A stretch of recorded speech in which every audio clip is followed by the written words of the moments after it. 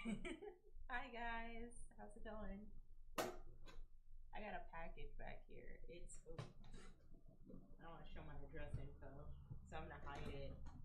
But the package is from Mary Ruth's.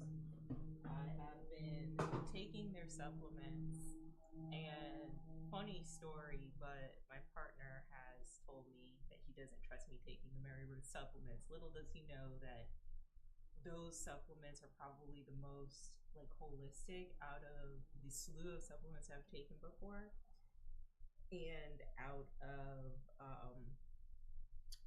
like many concoctions and products that have been pushed on the internet.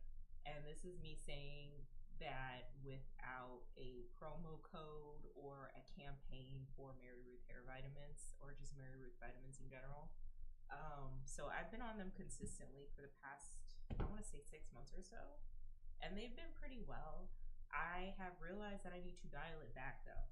I can't just take them every day. I take the multivitamin. Excuse me. I take the multivitamin every other day, and then I got the hair support, and I'm taking that every other day as well, because apparently the hair support helps with density. So yeah, neither here nor there. But how's everybody doing? How's everybody doing? Everybody good? Everybody good? I washed my hair last night, and that went pretty well. I was going to listen to some more heavy metal music, but my partner disrupted me so that we can watch Peacemaker, and I'm glad that we did because now I can finally talk about that last week's or this week's episode today. So I'm excited for that. Um, what other things have been going on in my life? In my life. Ooh, something random. I had no idea that TikTok will allow you to view the people, like view people's profiles. Because I was looking at like a funny message I sent one of my friends about this K-pop band that I got into, and I accidentally went onto her profile page, and I think it lets her know like when I'm on her profile page, because then she went on mine and notified me. TikTok notified me that she was on my profile page too. And really, I was just trying to look for a message, so that's weird. So I don't know. I kind of like it because it keeps me from stalking people. So that's pretty cool. Like I'm always aware that like if I go on somebody's TikTok page, they're gonna know that I viewed them. I don't know if there's a way to fix that, but again, neither here nor there. But yeah, washed my hair yesterday. It was great. Great. My hair has never been healthier. It's not even about the length as much anymore as it's about the health of my hair. And I'm really happy with the routine I have down pat. I'm happy with me just taking more initiative to eat healthier. I'm happy so that my hair can, be thicker. I'm happy with the products that I'm using. I'm happy that I'm going back to basics. I mentioned a couple weeks back how there is a hair grease movement going on TikTok where Narada, otherwise known as the African hair god on social media, has not really pushed a campaign, but just kind of grounded a lot of people in the natural hair community and like some of the products that they use. I've gone to his salon before and he does phenomenal work. His salon partner Henny worked on my hair and she was very sweet, very kind, and I've mentioned this before, but I really like them because they don't have egos when it comes to what their clients are comfortable with when when removing hair, when going through a trim, when going through drastic changes. I've seen him film some of his consultations, and you can really tell that he cares about the customer first before he cares about like his own ego as a stylist. And this person has started the hair grease movement, and or not really started, but just like reminded people that hair grease exists. And so a bunch of natural girlies are going back to using the basics like Blue Magic, Softy. Um, I don't know if Dew Grow is a grease, but people are going back to using hair grease instead of using like these super expensive hair products. And I've got to say, I'm using hair grease as well, and it does a really, really good job with my hair. It does an excellent job with um, the way my. Hold on one second.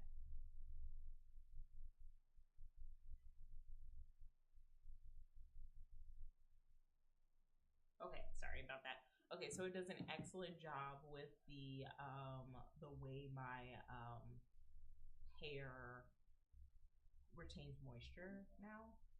Um, and it's an added staple. And I've also realized that I don't use a lot of hair care products on my head anymore. Not that I ever did, but like I just have like go-tos that I stick with and then I keep using them. But I think after this, after the set of products that I'm using, the round of products, I'm gonna start swapping some products out for black owned products. Um, because it's time. It's time. Um, it's very interesting that there are so many products out here in the natural hair community, and there's like a fraction of products that are actually owned by black people, that are made by black people, that are like, you know, going back to the black dollar. You know what I mean?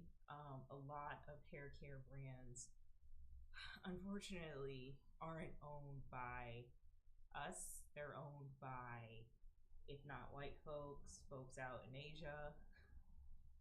And the hair care industry for women of color is I think, $1 trillion industry at this point.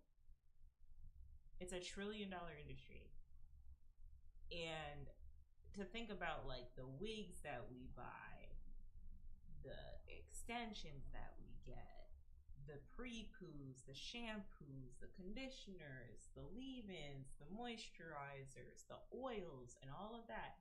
And to only know that a fraction of those products are actually owned by black people and going back to the black dollar. You know what I mean? And going back into, like the black economy. I think that's very unsettling. And so I know this September there has been an initiative online for black women to abstain from purchasing hair care products that are not black owned. And I don't have to buy products at this point. I've been sitting on the same 6 products for like about, I want to say like 6 or 7 months or so. Um, so I don't really have to like buy any products like that. But I think when I run out, like for example, I use the Shea Moisture leave-in conditioner, and I've always hyped up Shea Moisture. I've always said Shea Moisture has worked well for me. But I think after this, when it's all said and done, I'm probably going to swap out Shea Moisture's moisturizer for, or not moisturizer, conditioner, excuse me, leave-in conditioner for the Tajin. Thank God It's Natural Honey Miracle Deep Mask, Deep Conditioning Mask. I'm probably gonna swap it out. And abstain from using Shea Moisture.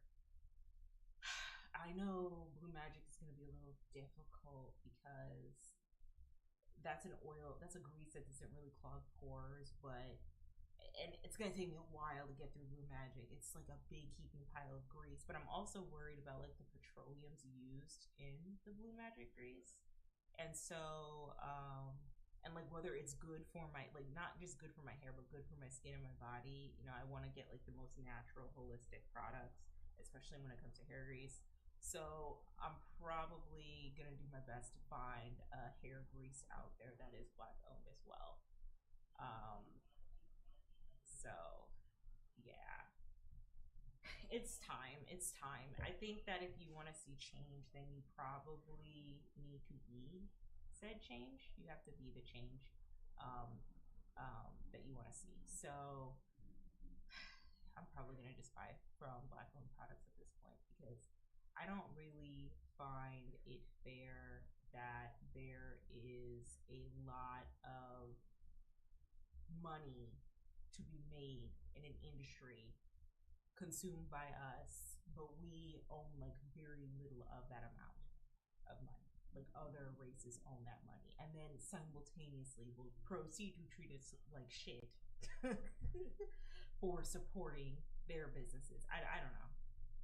It's like hitting a lot of things. Unfortunately, are hitting this past year. I was watching a content creator by the name of Yanni, and I actually really like Yanni. Um, I like her commentary. It's interesting. I don't agree with everything that she says, but some of like the big points and like what she stands for, I really like. And I also like the 2 hour or sometimes 4 hour long format of just her yapping. I love that too. But Yanni was talking about how some I guess some shit is going on with Love Island. The fact that y'all are still yapping about Love Island and it ended like 2 months ago. Like that thing ended a whole 8 weeks ago. I'm gonna have to tune in for the next season of Love Island, girl, because the way this season was a literal social experiment. Like people were at bars getting turned to Love Island, girl. Like what? First of all, there needs to be more, just like there's sports bars. There needs to be more reality TV bars. You know, like give me a good season of The Real Housewives of Atlanta, or like a decent season of I don't know, Selling Sunset and a Tequila Sunrise, and girl, I'm having the time of my life. What's a reality TV show that I really and used to really fuck with? Because I watched a good chunk of Selling Sunset, and then I was taken out of it, and then I watched. I could never really get into Love Island. Oh, Lesbian Love Island. I Kissed a Girl. Okay, give me that in a Tequila Sunrise. No, a vodka mule. Okay, I'm set. I love Lesbian Love Island. I Kissed a Girl. It's way more wholesome than the straight Love Island. But I don't know. I just saw Yanni do her commentary on how like Olandria is being treated after the season has ended, and there were some instances where she just kind of broke down crying. And at first, I was like, "Dang, girl, is it that serious with Love Island?"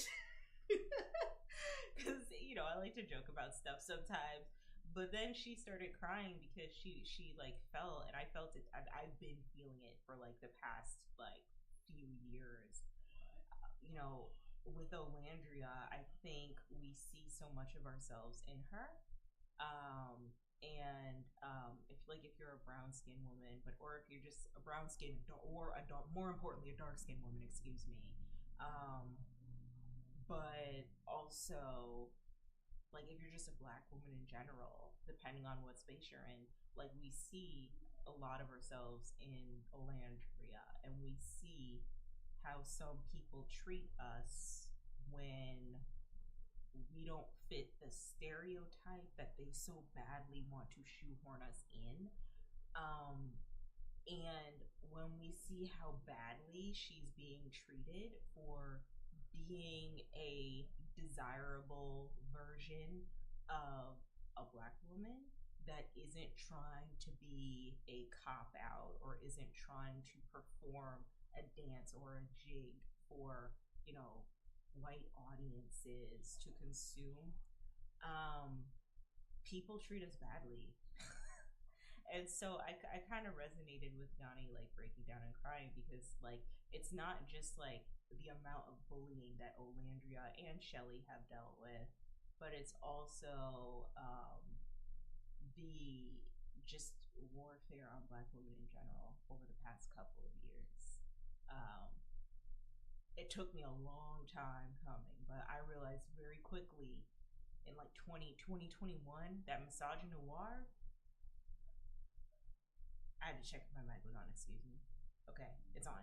The misogynoir is absolutely a thing. Absolutely a thing. It does exist, and I think because of the privileges that I have, I've turned a blind eye to it. until it slapped me in the face with someone that I thought was my friend that I could confide in. And that broke my heart. And then fast forward after 21, and then you have the uprising of the Kevin Samuels and the Andrew Tates and, you know, the red pill content and all of that.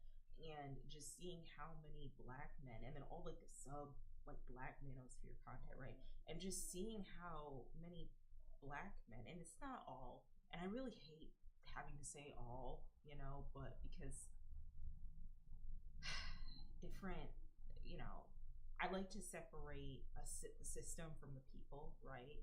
But just to see how many black men had like a disdain for black women, like an active disdain for them just breeding, you know, and just that visceral hatred that they had, and then in the same breath defend their homie who is no better whatsoever. You know what I mean? Out here jumping through hoops, Simone Biles level of gymnastics, performance hoops, and simultaneously commenting on her marriage to a football player. You know, saying that, you know, he's the prize, I guess, or what, Simone Biles' husband didn't know who Simone Biles was, I guess. And also like seeing how they came for who were some of the people that they came for? Let me recollect my thoughts. But seeing how they came for DDG and Halle Bailey, when Halle Bailey came out and said that DDG was laying hands on her, and they quickly ran to his defense.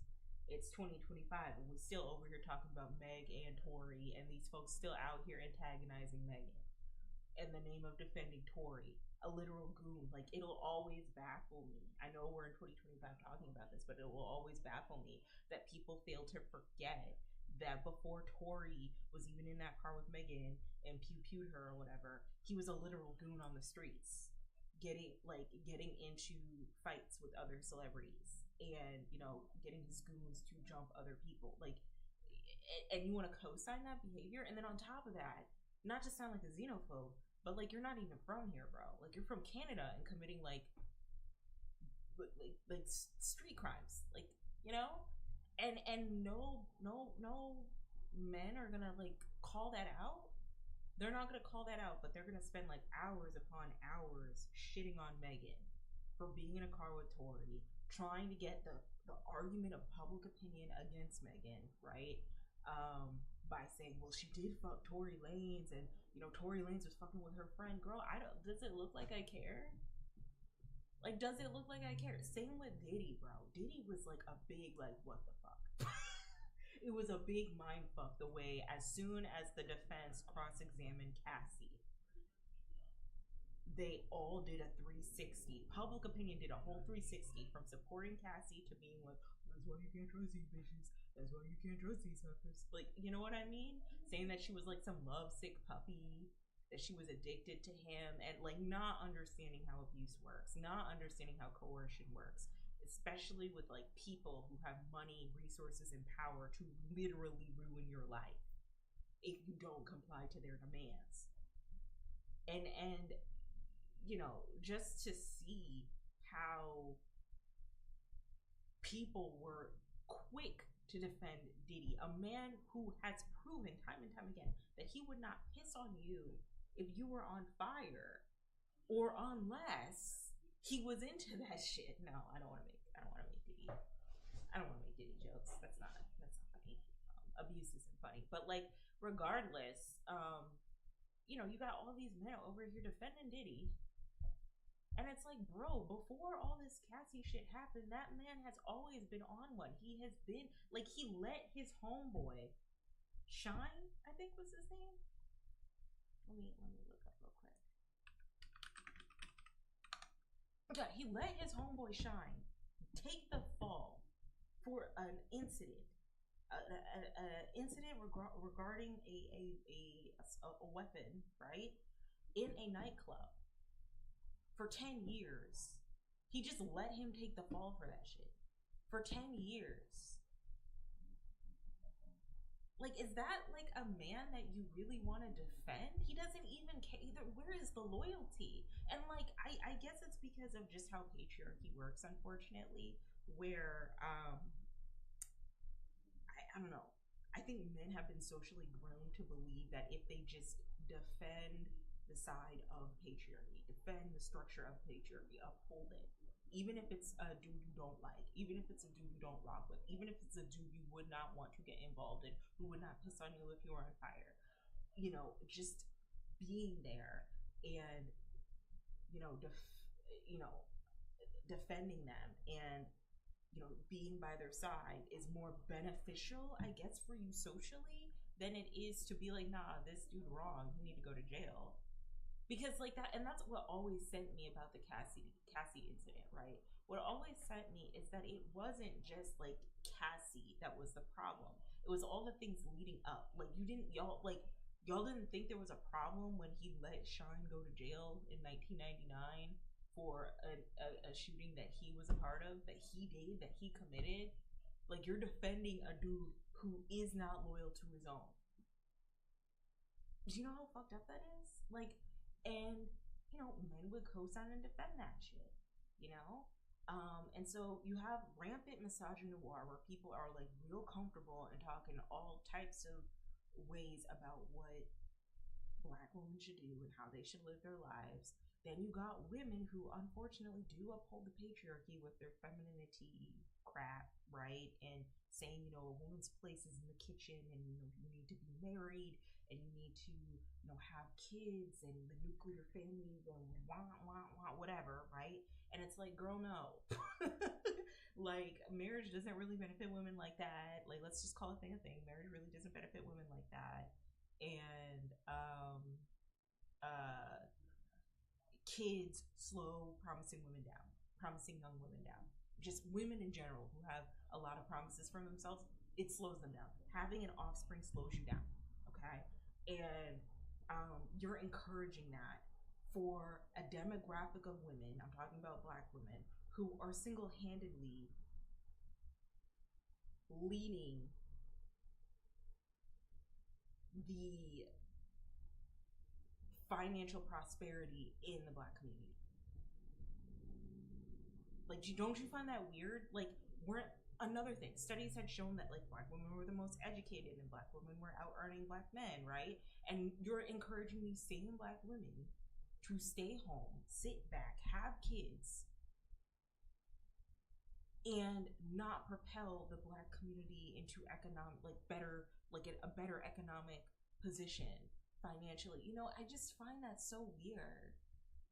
Am I allowed to say that? Like, why would you encourage that? If we're the ones who are making the most money, if we're the ones who are out earning, if we're the ones who are the most educated, why wouldn't you be like, you know what? Keep going, keep pursuing education, keep your head in the books, worry about your career. If love finds you, it finds you.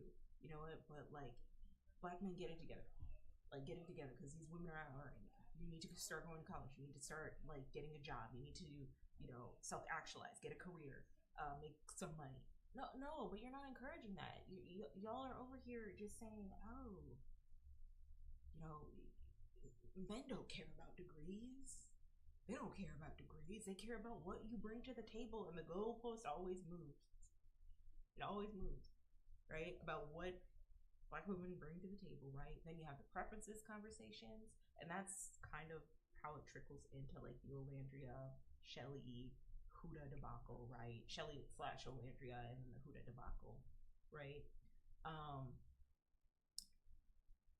And how like some people are willing to have awful, horrendous, colorist takes, just awful colorist takes, in order to prop themselves up and put down a demographic of Black women and keep them down in order to be selected, in order to be picked by a man. Which sends me, it's not even like I'm getting picked for like a job opportunity that's gonna be like have life-changing money, right? Or it's not like I'm gonna be picked for a way to, uproot or, uplift myself or actualize myself for the better. It's for a man. Like, come on. But that's what's going on. And then we have a lot of Black women who are getting laid off. A lot of them took on government jobs, and they got laid off because of the budget cuts in the White House. And a lot of them don't have work. I am a Black woman who isn't working right now, unfortunately. I'm getting recruiters to reach out to me, which is a good sign, but I'm not in the workforce. And as of late, the economy is horrendous. The economy is dookie butter. The economy is terrible.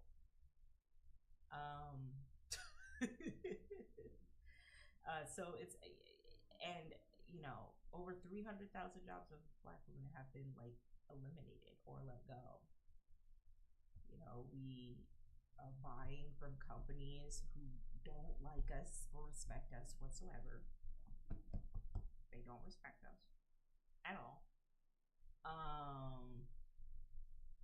And then we also, but they're more than happy to have our money, right?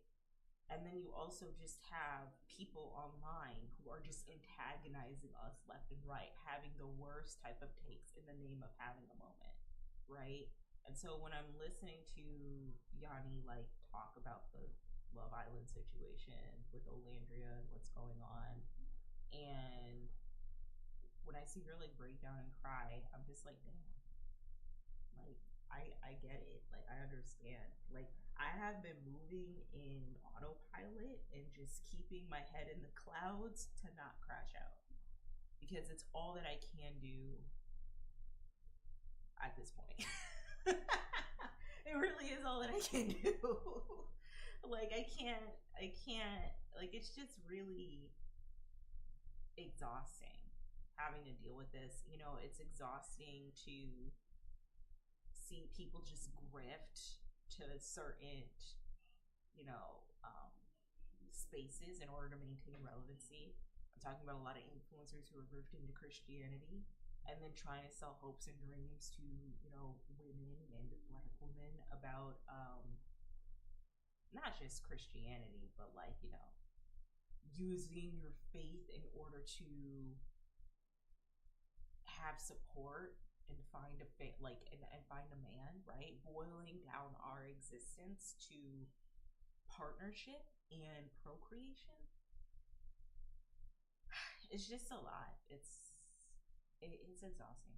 It really is, and I get tired. And a part of me has a theory that it's just to rile us up and to boost or to lower our morale and rile us up in a way where we will be, angry all the time. We like, I'd say that Black women are like the top yappers. Like, we love to yap, that we can have a commentary on it, that we can build community off of the commentary off of these things, and like these, platforms, these folks who say problematic shit still get to, thrive and exist and, be problematic. But now more people know about them, right? And so that's why last week I told y'all to be oh so very, very, very, very careful. Be oh so very careful about the media that you consume nowadays, because it really is out there to rage bait you. It's really out there to, make you angry, make you pissed off, make you upset, rile an emotion out of you. It's not really there to make sure, like, to create content for you to think about, or like give you something productive to think about, or something healthy to take in. I hope that made sense. Just be very careful about some of the content you're consuming on social media, because all of it is rage bait. Because I'm convinced that a lot of these platforms, a lot of these companies, a lot of these content creators who antagonize us left and right, a lot of us know that we will take the bait and we will make commentary on it. And we do it in the name of, like, resonating with what's happening, but then we also do it to, defend the girlies out there that are like Olandria, right? But then, like, while we're defending the Olandrias of the world, the like Love Island is still running. You know what I mean? Love Island is still making money. People, they're gonna have a whole slew of new contestants. Probably another beautiful dark skinned woman that's gonna be on that show that they're gonna antagonize, so that we can sit up here and make full fledged think pieces and be stressed out and wrung out over how that woman is being treated. And it shouldn't be that way. Hopefully next season of Love Island they don't give that girl flack. But between Love Island, Love is Blind, and the multitude of dating shows I've seen and how they treat women that look like me or a few who are a few shades darker, girl, I can't. And I think that's the reason why I never got into Love Island, because I knew what it was. You know what I mean? Luckily, I was in college and like in my own little pockets on the internet when it came to the preference wars in 2010, where it was like light skin v dark skin, right? So I never had to deal with that. Also, to an extent, I feel like some of the privileges I've had allowed me not to have to deal with that, because in some spaces, I'm considered like brown skin. I'm not really considered dark skin, though I've been moving in my life like a dark skinned woman, but like that's neither here nor there, right? But I just say all that to say that thank God I was on my little like corner of the internet being cringe AF, because I didn't know throughout most of the 2010s social media was running rampant with like light skin v dark skin wars and just antagonizing dark skinned women. I did not know that. And now, like when my girlfriends or when like, acquaintances or just like consuming more media and paying attention, now that I've paid attention more, now I kind of understand how these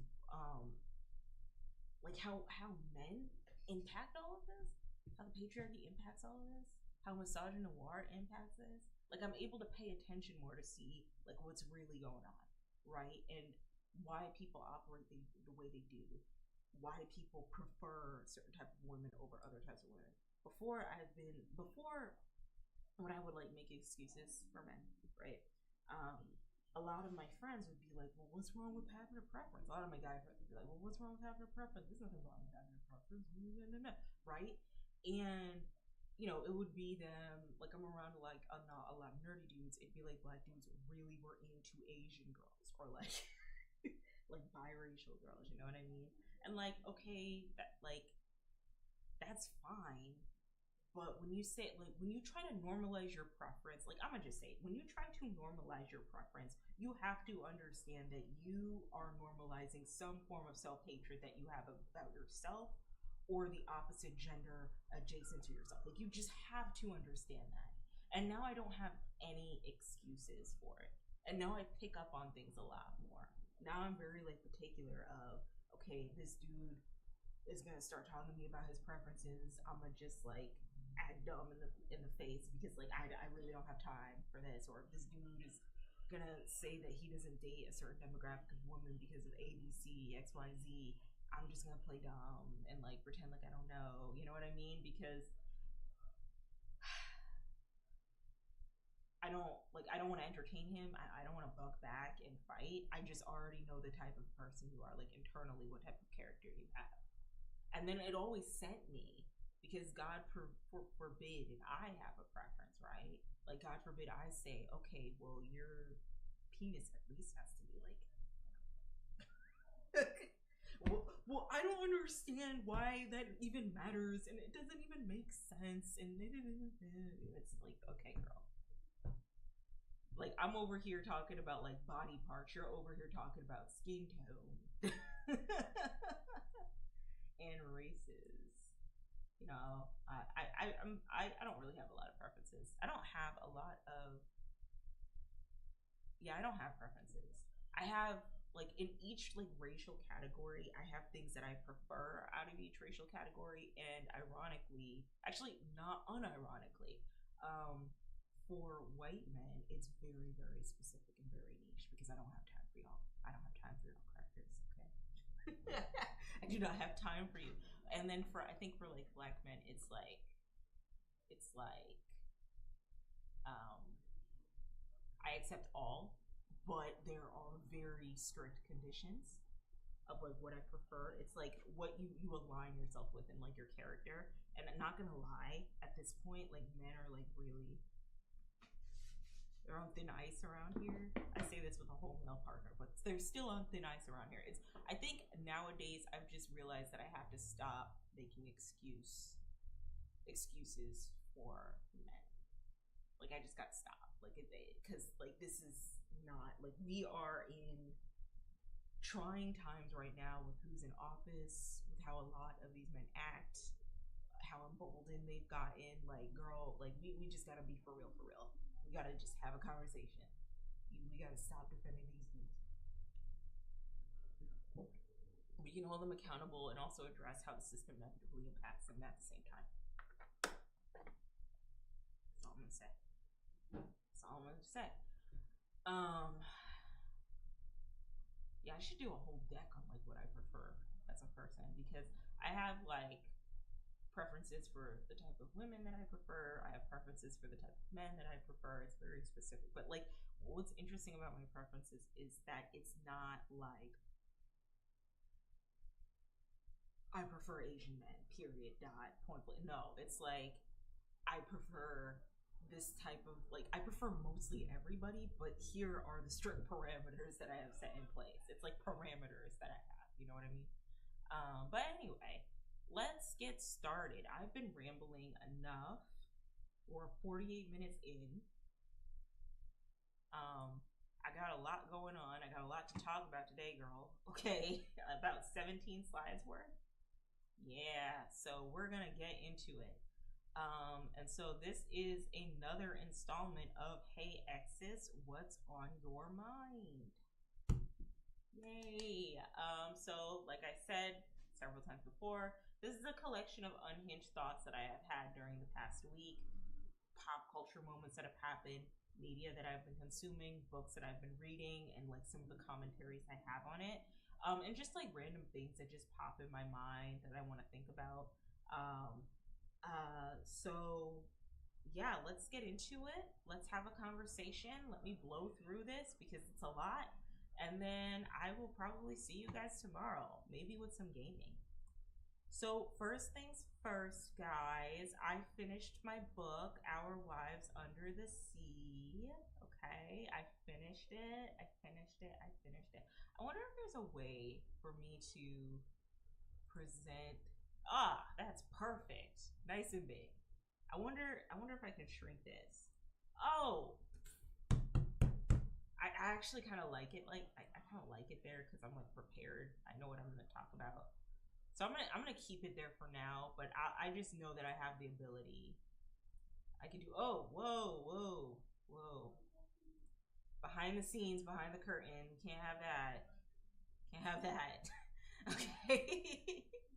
All right, but I can do this. Okay, cool. Okay, but let's post it. All right, so yeah, I finished Our Wives Under the Sea, guys. Yay! So this is a book I was talking about a couple of weeks ago, or last week, really. About it's like a Sapphic horror novel. It is about a marine biologist named Leia who goes on this expedition underwater, and she comes back, and her wife Miri is noticing that she isn't the same. While underwater, her crew got into a boating accident, right?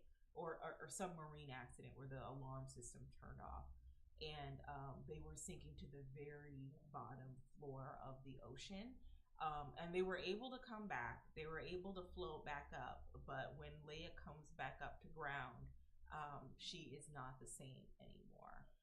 She is not the same woman, and Miri, her wife, is having to deal with that mentally, and what that looks like. And ultimately, I finished the book. It was very, very, very gut wrenching when you understood what was going on, but it was also cathartic as well. Though I'm not gonna lie, I kind of knew a quarter into the novel what was going to happen, like what the changes were that Leia, the marine biologist who got trapped underwater, was going through and how it was going to end.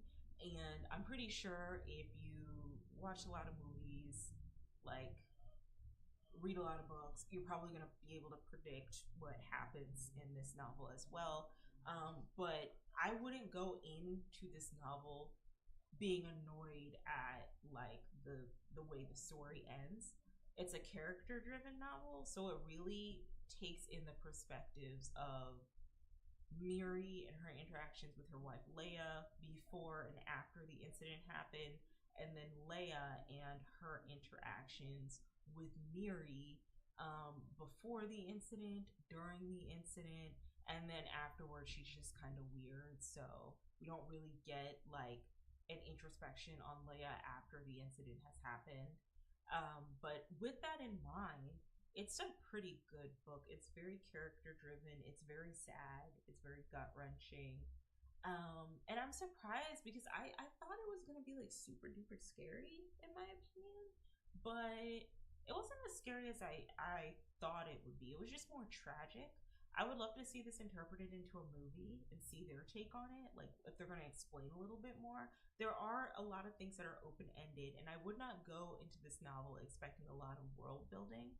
I would just go into this novel expecting a lot of focus on the characters and a lot of focus on their viewpoints of how they see each other, because that I think is the theme. The theme of the book is grief and how one deals with grief. You know what I mean? So great read. Definitely recommend it. It's a short read. I think it's only 220 pages. So depending on how fast you read, you could get it done in a day, or you can get it done in like a couple days. I think for me, I got it done in like a couple days, which is unusual, but I think it's because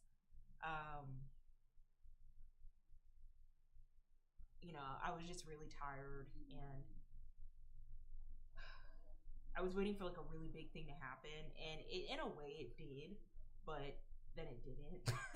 Because like I said, the story was like predictable. Like I knew what was going to happen at the end, but like at the same time, it did its job. It did a good job at portraying grief in a very like esoteric way. So yes, I would rate this book maybe like a solid 7 out of 10. And I'm looking into reading more like Sapphic type horror stories as well. Like I'm very interested in reading more Sapphic horror stories. So, all right. So here's what I am reading now. Okay, so I am still on X-Men. I am still on the new X-Men. It's a hefty novel. It's a hefty graphic novel. It's a lot of pages. I think there's like 44 issues in this graphic novel collection, and then like 19 issues in the second one. Very good story. Very strong villains. Cassandra Nova, I believe, is one of the villains. Let me look it up so I don't sound like an idiot. But Xavier's twin, who was also in Wolverine and Deadpool. She was the big bad. Yeah. She was in Wolverine and Deadpool. So Cassandra Nova is the big, what started out being the big bad in this graphic novel, and then it kind of, and technically is, I think she's like the main big bad, but then you have like B plot villains also. And I'm not gonna lie to you, because I'm new and I'm getting back into comics, I would say my favorite set of Marvel superheroes, so you have like the Avengers, you have Guardians of the Galaxy, you have the X-Men, you have all different types of set of superheroes. I think my favorite set of superheroes has always been the X-Men, mostly because their character designs were always really cool. I thought Storm was awesome, and I always gravitated towards Emma Frost because I knew she was a bad bitch, and like in this graphic novel, she is absolutely a bad bitch. Like she is a diva, right?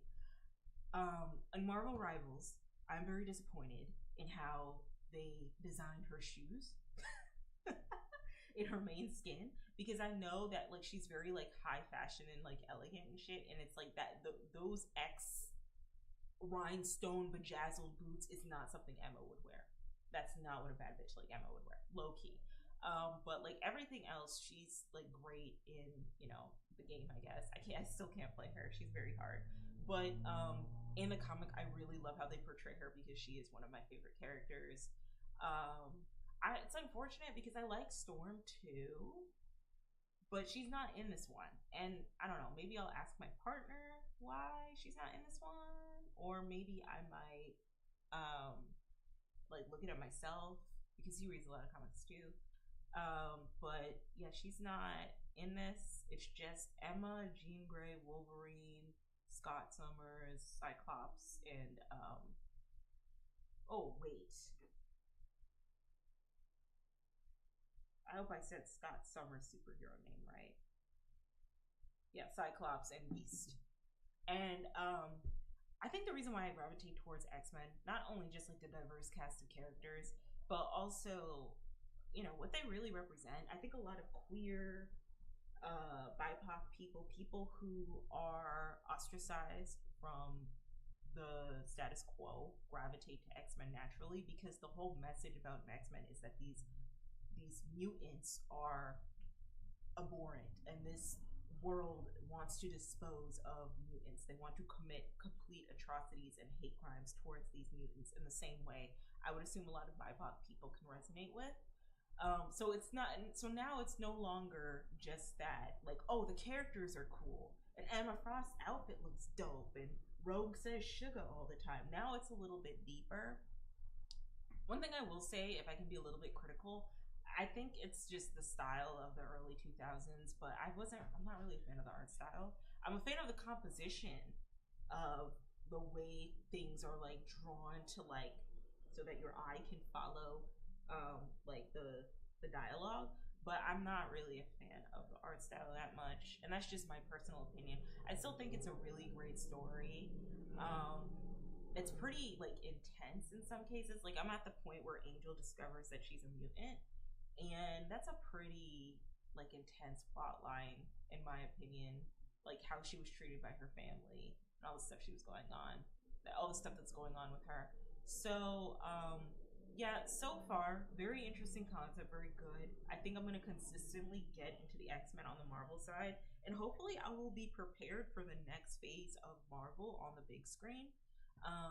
Because I'm pretty sure X-Men is coming in like 2027.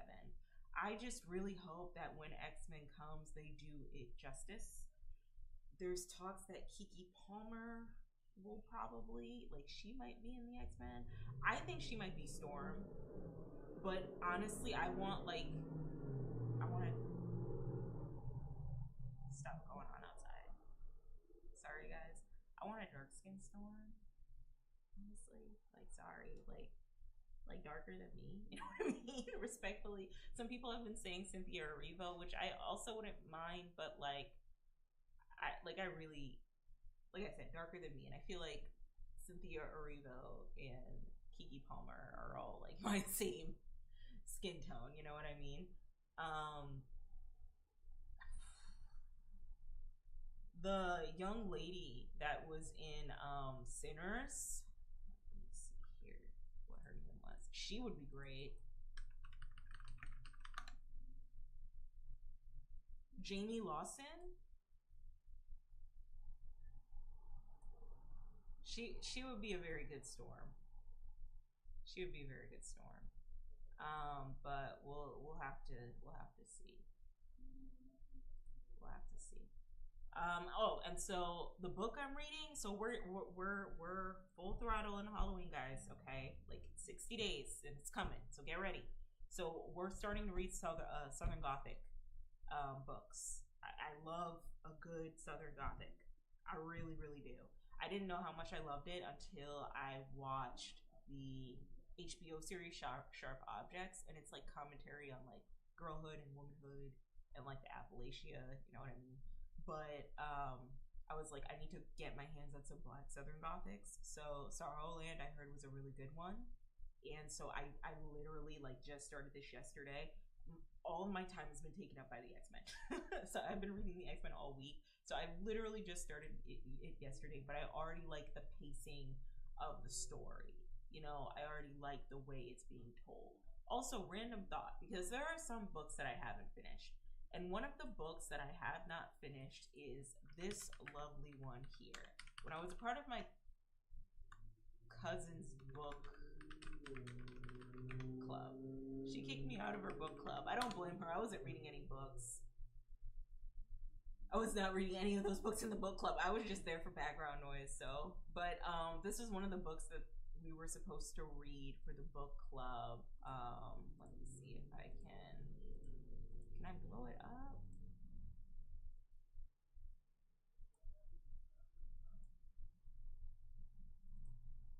Okay. Okay, so Lovecraft Country. Yeah, like based off of the HBO series, which I'm not gonna lie to y'all, I wasn't really a big fan of the HBO series, and the same actress in Lovecraft Country was also in the Sinners movie as I think Smoke's love interest. I could not finish this book. I got really bored at like page 100 of this book, and I'm not gonna lie to you. Um, I just really like I liked what the series was trying to do, but I felt like the series would have been a lot better if they just made it an anthology than trying to make it a continuous like plot. You know what I mean? But I didn't know a white man wrote this book. Hold on a second. Let me do this real quickly. Please map love white. Yeah, that's him. Hold on.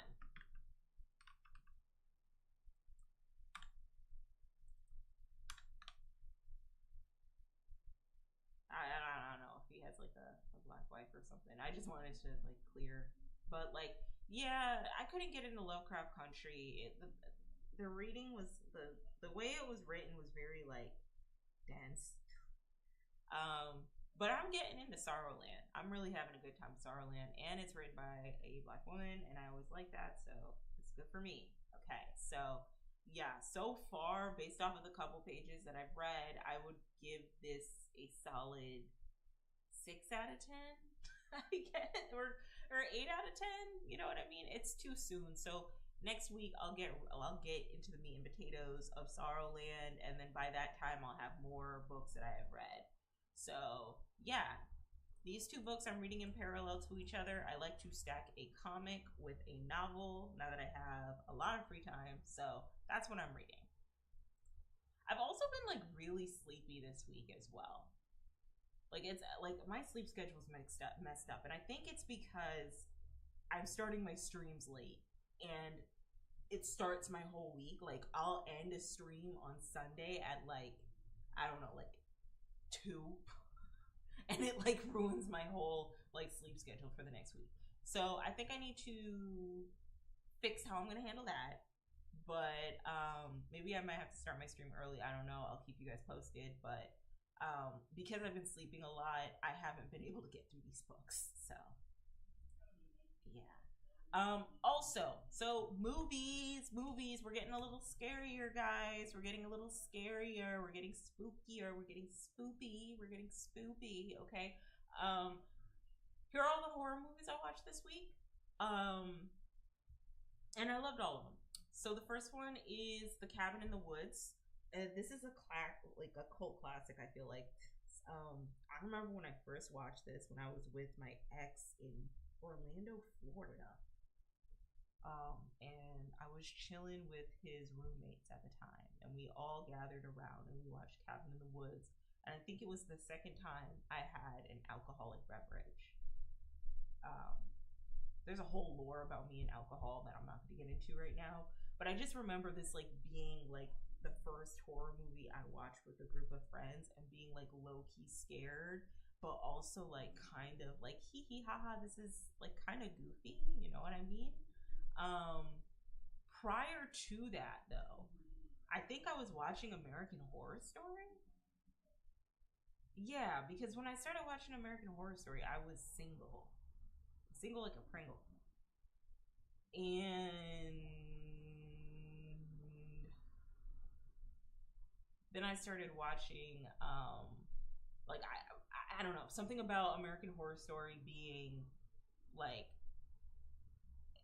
having an anthology format each season where like I could recognize the characters as different people, where I can recognize the actors as different characters each season. I liked that about American Horror Story. I really, really did. But it wasn't like a full length feature film where there's like a beginning, a middle, and an end. And however that horror movie ends, you have to deal with it, right? Um, so I've always been like anxious about consuming horror movies in that regard. But I'm getting more and more into horror. And I think this was the first horror movie that I watched, and I had a good time watching it the first time. And I watched it again, and I had an even better time. It's a goofy ass movie. This movie is goofy. The gore scenes are pretty intense. For me, at least. I'm not really like a gore splatterpunk type of girl, right? But you know, they all made sense. Like they were all consistent, you know. As I go through this deck, I'll explain to you why I like my gore to like make sense in some way. But I love this movie. It's fun. It's a really big satire on horror movie tropes, and they put things together intricately in a way where there's like a bigger ulterior motive. Sigourney Weaver's in this. And I love me some Sigourney Weaver. I feel like she's like the OG like horror movie, like right up there with Jamie Lee Curtis, horror movie baddie, you know what I mean? And then the story is about like a group of college kids. I like that they're in college. I had to talk about that. I really like the idea that they were in college, instead of being in high school, because it's getting really like, I'm glad that we're finally old enough to address how weird it is that fully grown, like that we are consuming a lot of media of like teenagers, people in high school. Like I think that's very weird. Do you think it's weird? I do. And so, for example, especially with horror movies like Scream, right? Everybody's in high school, and so whatever like inappropriate-ish happens, right? Whether it's, you know, the killer, the unaliving the person in more of like a erotic way, which I'm not really a fan of, or whether it's you know, sexualizing teenagers. I just think it's weird, and I like that everybody was in college in this movie. But a bunch of college kids go to a cabin in the woods, and crazy stuff happens, which leads to a bigger conspiracy theory that like every couple years or so often they have to make like a big sacrifice to a bigger entity, and it's all being ran by the government. I don't know. I like that. That's like whack-doodle conspiracy theory stuff. And I think now that I'm older and I'm paying attention more, I have more of a fondness for this movie and like what it represents. So, yes, love this movie. The ending is very like open-ended. It's very just like, okay, girl, like, where do we go from here? But it's still a fun time for a movie. You know what I mean? So, rate this movie 8 out of 10. Great book, or great movie. I do want to read the book. The book is 400 pages, but I do want to read the book. So, I also wouldn't mind if they revisited this IP and made it into a mini series, because I feel like the book's 400 pages. The movie's only 90 minutes long. I feel like there's a lot that probably should be covered in The Cabin in the Woods. Like a lot more specifics that I think were glossed over in the movie. So I'd love to see a series of this. I'd love to see Mike Flanagan direct this series. I think it would be awesome. With his, you know, consistent cast members, but we'll see. But yeah. 8 out of 10. Love me some Cabin in the Woods. Crimson Peak. So this is a Guillermo del Toro movie, and apologies for pronouncing his name wrong a couple weeks back. We're getting better. Guillermo del Toro. Um, we love him over here. And I first was introduced to him when I was in college, and I watched Pan's Labyrinth with a group of college kids at my dormitory for like the first time. And I thought it was a very bleak.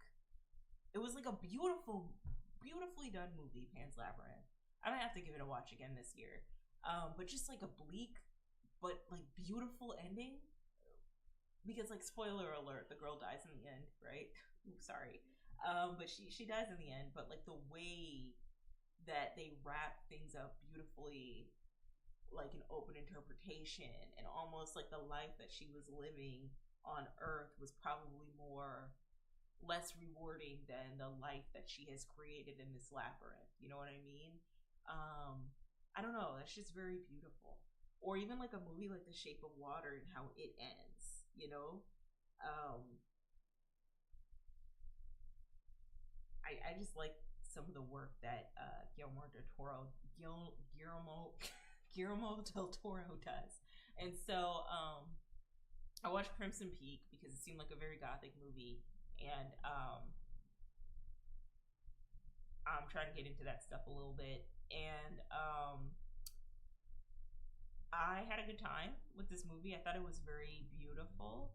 It was very haunting. It was creepy. I think Guillermo del Toro does a really good job with creatures and like costumes and practical effects and like creature designs. He does an amazing job with that, which you could see well executed in this movie. But also like the costume designs and the set designs and like the overall like message. Tom Hiddleston is in this movie, and I just realized how much I actually don't find Tom Hiddleston attractive at all. Like, I do not find that man attractive whatsoever. I don't. And like so many girls think he's hot. Cause you know, he's Loki, right? And he's doing well as Loki, but it's just like he's not cute to me. I don't see it. I don't see it. I never have. I never have. But I don't know. I think if Tom Hiddleston was a girl, I'd see it. But like,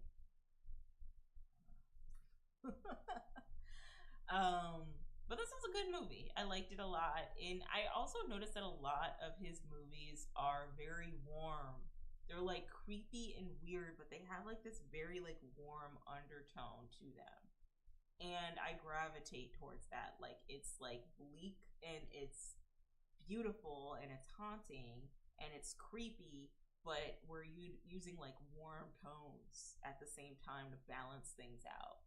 I gravitate to that a lot too, and I just gravitate to the attention to detail that Guillermo del Toro does in a lot of his movies.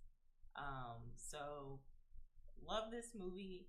You know, the story was a little wonky, and then towards the end, when Jessica Chastain and this actress and Tom Hiddleston are going at it with a knife war, that was weird. So I'd give this like a good like maybe like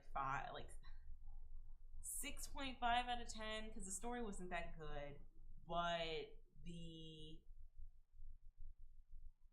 costume designs, the set pieces, the visual effects, and all of that was pretty cool. So 6.5 out of 10 for that. You know what I mean?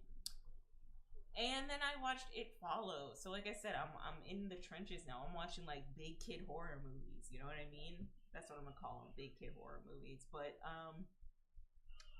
It Follows is about a group of, or like I guess more or less like a haunting that happens every time a teenager has sex with somebody else. And what tends to happen usually when the kid has you know, after they've had sex and they're being haunted, they end up unaliving themselves in order to, you know, no longer live in agony anymore. I think the very beginning of the film, like when you see that long shot of the girl running away from something and the camera pans as if it's following her, which I think is amazing cinematography, right? And then she's on the beach and she's telling her parents she loves them, and then like you see the scene where she's like no longer with us. I think it does an interesting job at like encapsulating how terrifying it is for these, kids to be infected with this virus. It follows this girl here in the front who, she's a teenager. She sleeps with a dude, and the dude like ties her up and makes her look at a thing that is following her. And I think at this point it's a naked woman, and she's just like walking to the camera, and she's looking at her, but then after that she's just haunted by all these different types of people that are just like walking to her, which, like, in retrospect, like, is it, to me it wouldn't be as scary if it wasn't supernatural. Like, I don't know, someone following you around wouldn't be as scary, like in the beginning, like an old lady's following her, but then towards the end, like the visions and the ghosts that she's seeing are creepier and creepier, and then the ghosts become more and more violent. Yeah, so this is a good movie. I love the allegory for like viruses, infections, and sex. The ending was a little bit like weird. I didn't know how it ended. I think what happened was maybe she is no longer infected, but also I think she and the dude that she was with got infected too, and they're just haunted forever by these creatures. I don't know. I'm gonna have to figure out rewatch the movie to figure out exactly how this movie ended. But one thing I will say that I really liked about this movie is that the unsettling camera work was amazing. Like, this camera work made me feel very uncomfortable. There were like little to no jump scares in this movie, and so when you like pan out and you communicate this feeling of like isolation, like the main character when she's on the swing set alone and everything's dark and like you're trying to look to see what's following her, or at the very beginning where, ooh, this is a bad picture, girl, this is a bad picture. Just like go on this journey with me very quickly, but like at the very beginning where like the camera is panning on this girl who's running away from it, right? Like, it changes scenes in a way where it feels like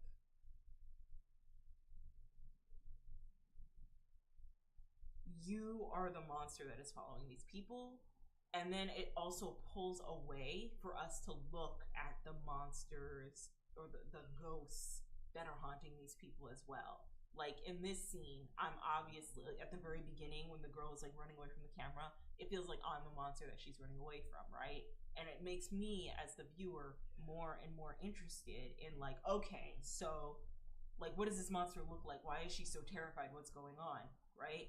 And then when you have scenes where the main character is on the swing set and everything is pulled back, right? And you already know like what's going on. There are like people and entities and ghosts just following this girl, right? Or following their victims, right? Like, when you pull back, you're almost like looking and you're like, okay, where is this entity? Where is it going, right?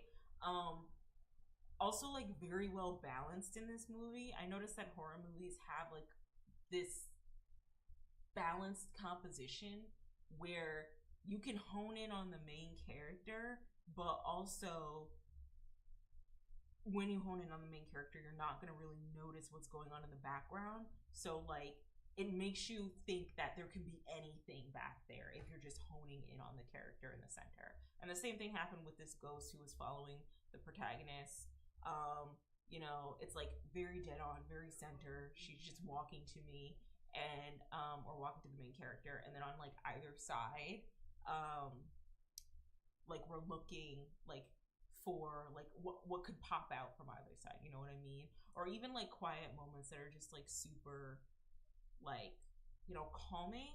But it's almost like, I don't know, this movie edges you in a way where you're waiting for the really bad thing to happen, you know what I mean? And like I said, there's some very haunting scenes in this, but it's just like, you don't know what the thing is gonna be, right? And so when it finally happens, you're just like, ugh. So yeah, I really like the way the camera work was done.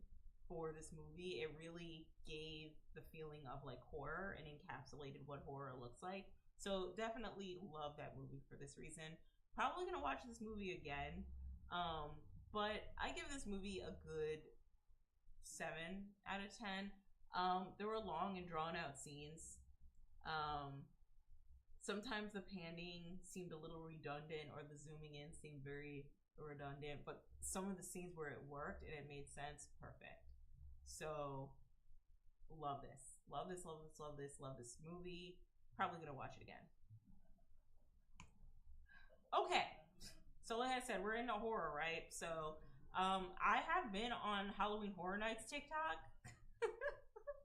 And boy howdy, have I been having a time looking at the haunted houses, looking at the characters, looking at the scare zones that are there. What sends me is that I don't think I'm a haunted house girl.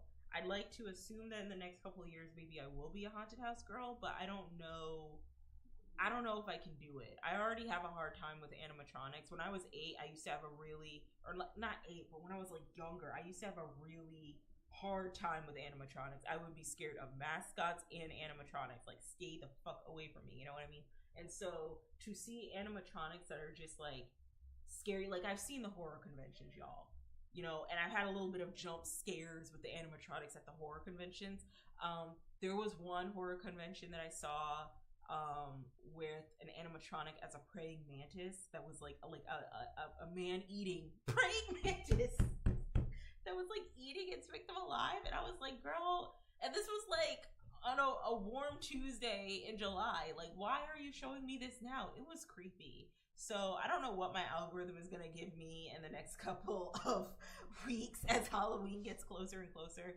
But like I said, animatronics scare me. And if it was just like people popping out and being like boo, I would be like, you know what I mean? But no, it's like sometimes they got like the fake monsters moving, and I don't know if I can do that, y'all. I don't know. I also had a hard time at the rainforest as well. The wild rainforest. What was the name of that?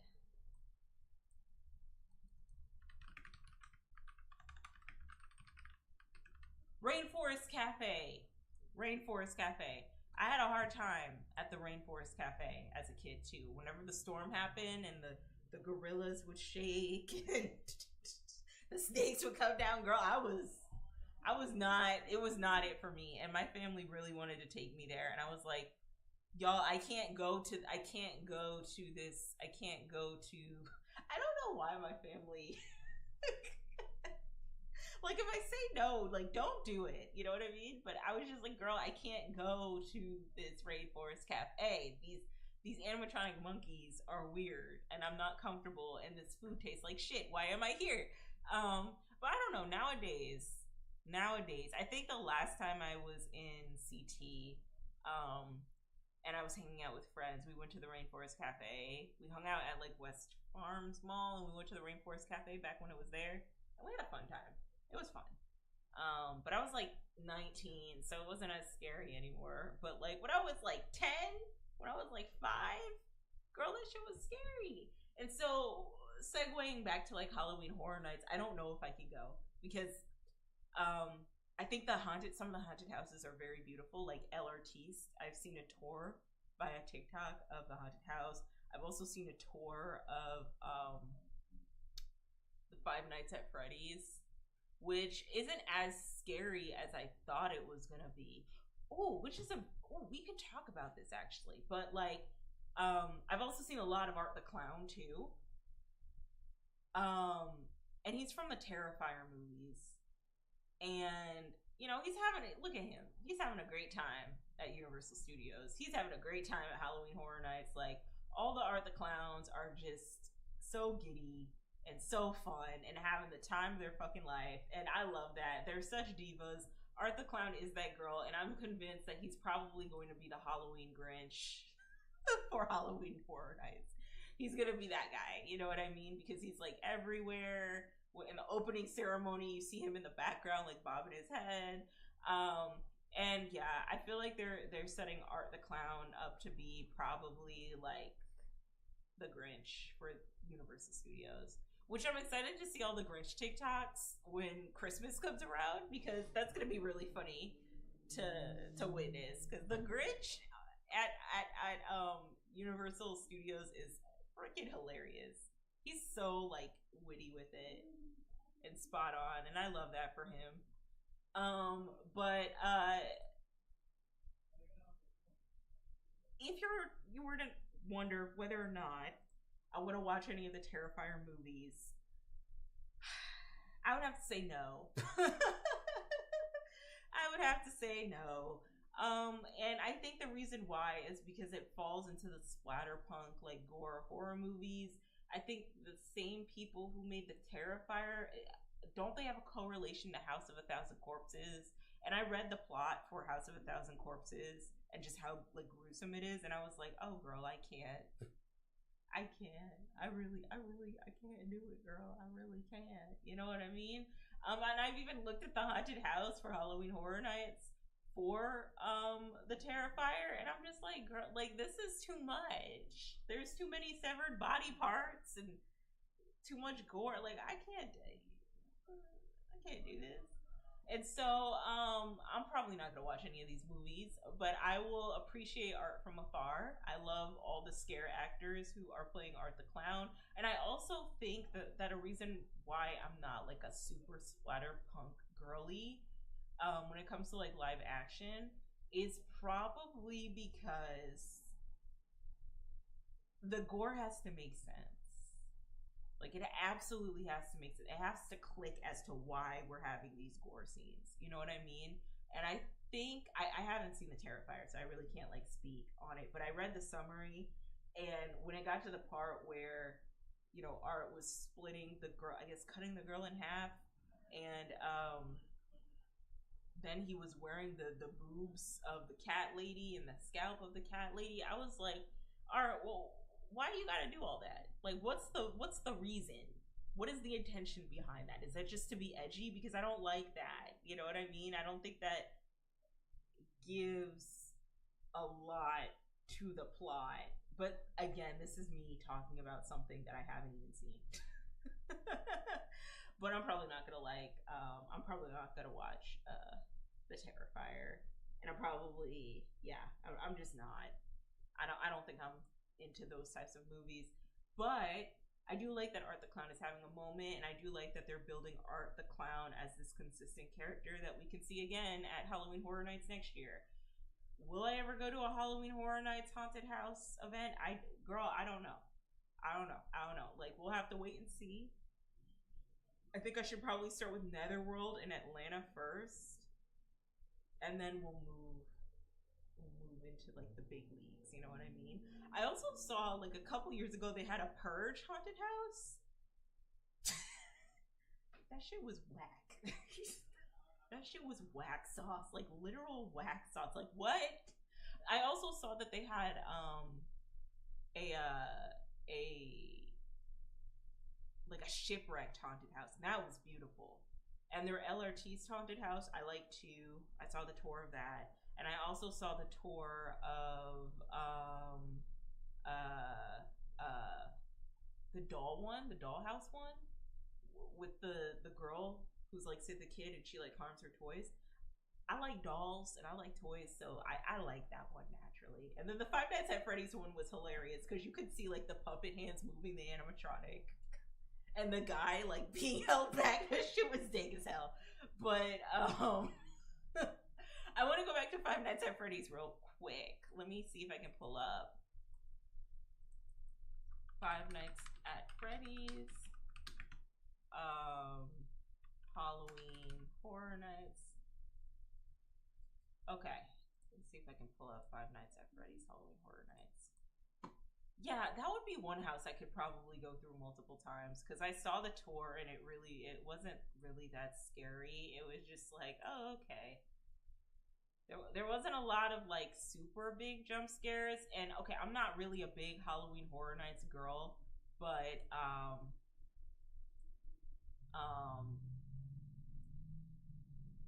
I will say that, or I'm not really a big Five Nights at Freddy's girl, but I will say that, you know, what it's turned out to be is pretty entertaining.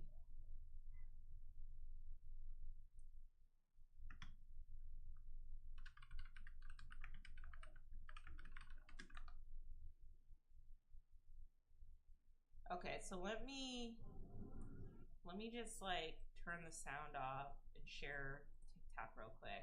Okay, so this is like a scene of like what it looks like in the haunted house for Five Nights at Freddy's. You know, and those animatronics are cute. Granted, I think it's in California. They can't have animatronics for all the characters. Like when you walk through the maze, like some of them are like puppets, like actual puppeteers, like handling the animatronics. And sometimes you'll see a hand, which I think is really funny. But a lot of parents took their kids apparently to the Five Nights at Freddy's Halloween Horror Night haunted house, not expecting that it was going to be a like a scary phenomenon, like it was going to be like a scary experience, you know what I mean? Which is ironic because Halloween Horror Nights is it's a like it's about haunted houses. Like there's like a bunch of haunted houses posted up, okay, and they take on scary IPs or IPs that they can make scary, and then they do a bunch of jump scares, you know what I mean? But I guess a lot of parents are complaining because of how scary it was, and it sparked up the conversation that a lot of these parents aren't raising their damn kids. Because how did you not know? I knew about Five Nights at Freddy's when I was like in my like 18, 19 years old. So when I was in college and we started watching like Five Nights at Freddy's videos, like in our dorm rooms, when PewDiePie and Markiplier were playing them, right? So I remember that era of YouTube, and I remember seeing Five Nights at Freddy's at 18 and 19 and being like, absolutely not. No, girl. No, thank you. No, thank you. I don't know what happened between then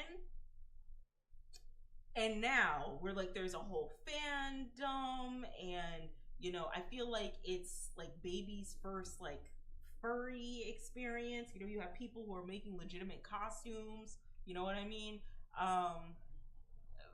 Baby's first fursuit, I guess. I don't know, but like yeah, Five Nights at Freddy's is a scary like phenomenon. Like you guys have to understand that. And if you're a parent and you're not checking in on your kids to understand that Five Nights at Freddy's has a scary concept, that it's literally about like these demonic animatronic puppets that like eat kids.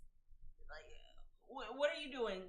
How are you raising your kids? This is why you should probably not have a phone or an iPad in front of your child and let them watch whatever without checking in on like what they're actually watching, because or at least be well versed in the culture to understand, or like YouTube, internet culture, gaming culture, to understand what that game is like and what it entails. Because if you're sending your kid into this you know, haunted house, and they see a silhouette of a kid getting eaten by Freddy Fazbear, like, girl, what did you expect? That's the plot of Five Nights at Freddy's. Why aren't you raising your damn kid? And then you turn around and then you get mad at the event venue and being like, well, I thought it wasn't that scary. I don't understand. Well, no, girl, it was. You just weren't checking on your kids when they were watching Five Nights at Freddy's Let's Plays or Five Nights at Freddy YouTube poop. Okay, like you gotta do better. Gotta do better, parents. You can't expect your children to always like you really can't just be out here expecting your kids to like be well versed around the internet. You know, like unfortunately you have to do a lot of hand holding on the internet when it comes to your kids. You have to make sure and consume, like understand the things that they're consuming before you just like throw a phone in their face and be like, oh, it's okay. That's the same thing that happened with Poppy's Playtime, apparently. Like a bunch of kids were getting into Poppy's Playtime, and it's like, girl, why are you letting your 5-year-old play Poppy's Playtime? I won't even play Poppy's Playtime, and I'm 31. Like my boyfriend's trying to get me to play, and I'm like, no. Like, why are you letting your kid watch Let's Plays of Poppy's Playtime? Like, take the iPad away, put the iPhone down, really understand what your kid is watching so that you don't get any surprises when you spend a buttload of money for a trip to Orlando for a Halloween Horror Nights event. And furthermore, you probably shouldn't even be taking your kid to a Halloween Horror Nights to begin with. Like, let's just talk about that. Because I know 5-year-old me, 13-year-old me would not fare well at Halloween Horror Nights. Yeah, right? Like 13-year-old me would not fare well, and 31-year-old me would not fare well either. Okay, so maybe don't take your kid to Halloween Horror Nights. Okay, but also understand like the IPs and the content that your kids are getting into. Please, like pay attention. Goddamn.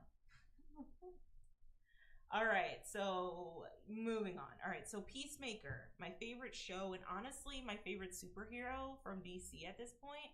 I think it's between Peacemaker being my favorite superhero and James Gunn just having like doing a really good job with like directing superhero movies. He's probably one of my favorite superhero directors, or directors when it comes to making superhero movies. Zack Snyder, when you see the extended cut, it's better, but it's like not. It's not. It's just like long and drawn out, and I feel like the fans make excuses.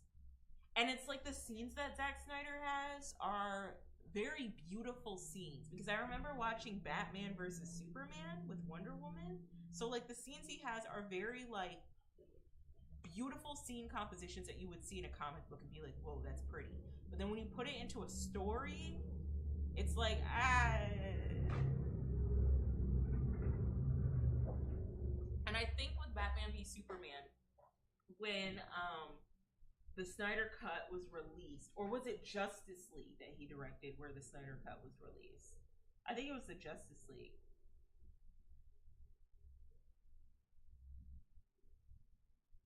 Yeah, everybody liked it. Everyone liked the Snyder Cut of the Justice League because it really went into the details of what happened. But when you like get the regular like 120-minute plus movie, you didn't really understand what was going on, and it felt like a bunch of pieces were just being like plopped in. Um, so never really was a fan of the way Snyder directed superhero movies, unfortunately. However, I really like the way James Gunn directs his movies. I think it's very fun, it's unserious, and for I don't know, I've always seen DC as like very brooding and serious, even as a kid. I think it's because of really prominent IPs like Batman Unlimited, or not Batman Unlimited, but just Batman in general. And then you have like Batman the Animated Series, and then Batman Unlimited, and then Justice League Unlimited. You know what I mean? Which Justice League Unlimited was good. I remember watching that entire series and having a fun time. I also remember Booster Gold. You know what? I think James Gunn could have a fun time. Yes, Booster Gold HBO TV series pilot with David Jenkins at Comic Con. Yes, I love me some Booster Gold. He is like not a superhero, bruh. He's just from the future. He's such a loser. But I don't know. I think James Gunn does a really good job with like loser IPs or characters who are like outcasts and kind of losers. And he does a good job like directing them and putting them together. But Peacemaker is one of my favorite superheroes right now. And I'd say at one point I was really into Homelander. I loved me some Homelander. I loved me some Tony Starr. And then I never liked Captain America. And I think the reason why I liked Homelander so much is because he was like the anti-Captain America, anti-Superman. I never gravitated towards the Superman Captain America type of people. Okay, 1 second, guys. Before I get into the meat and potatoes of this, I will be right back. I actually have to go to the bathroom.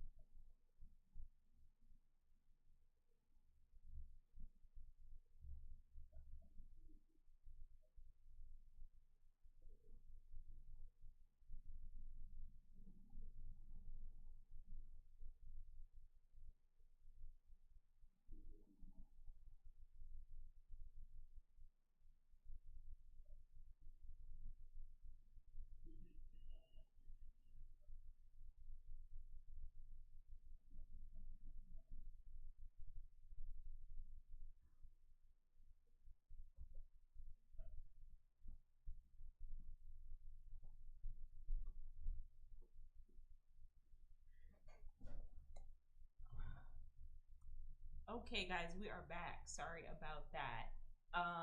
So like I said, where was I? Peacemaker. Why I like him.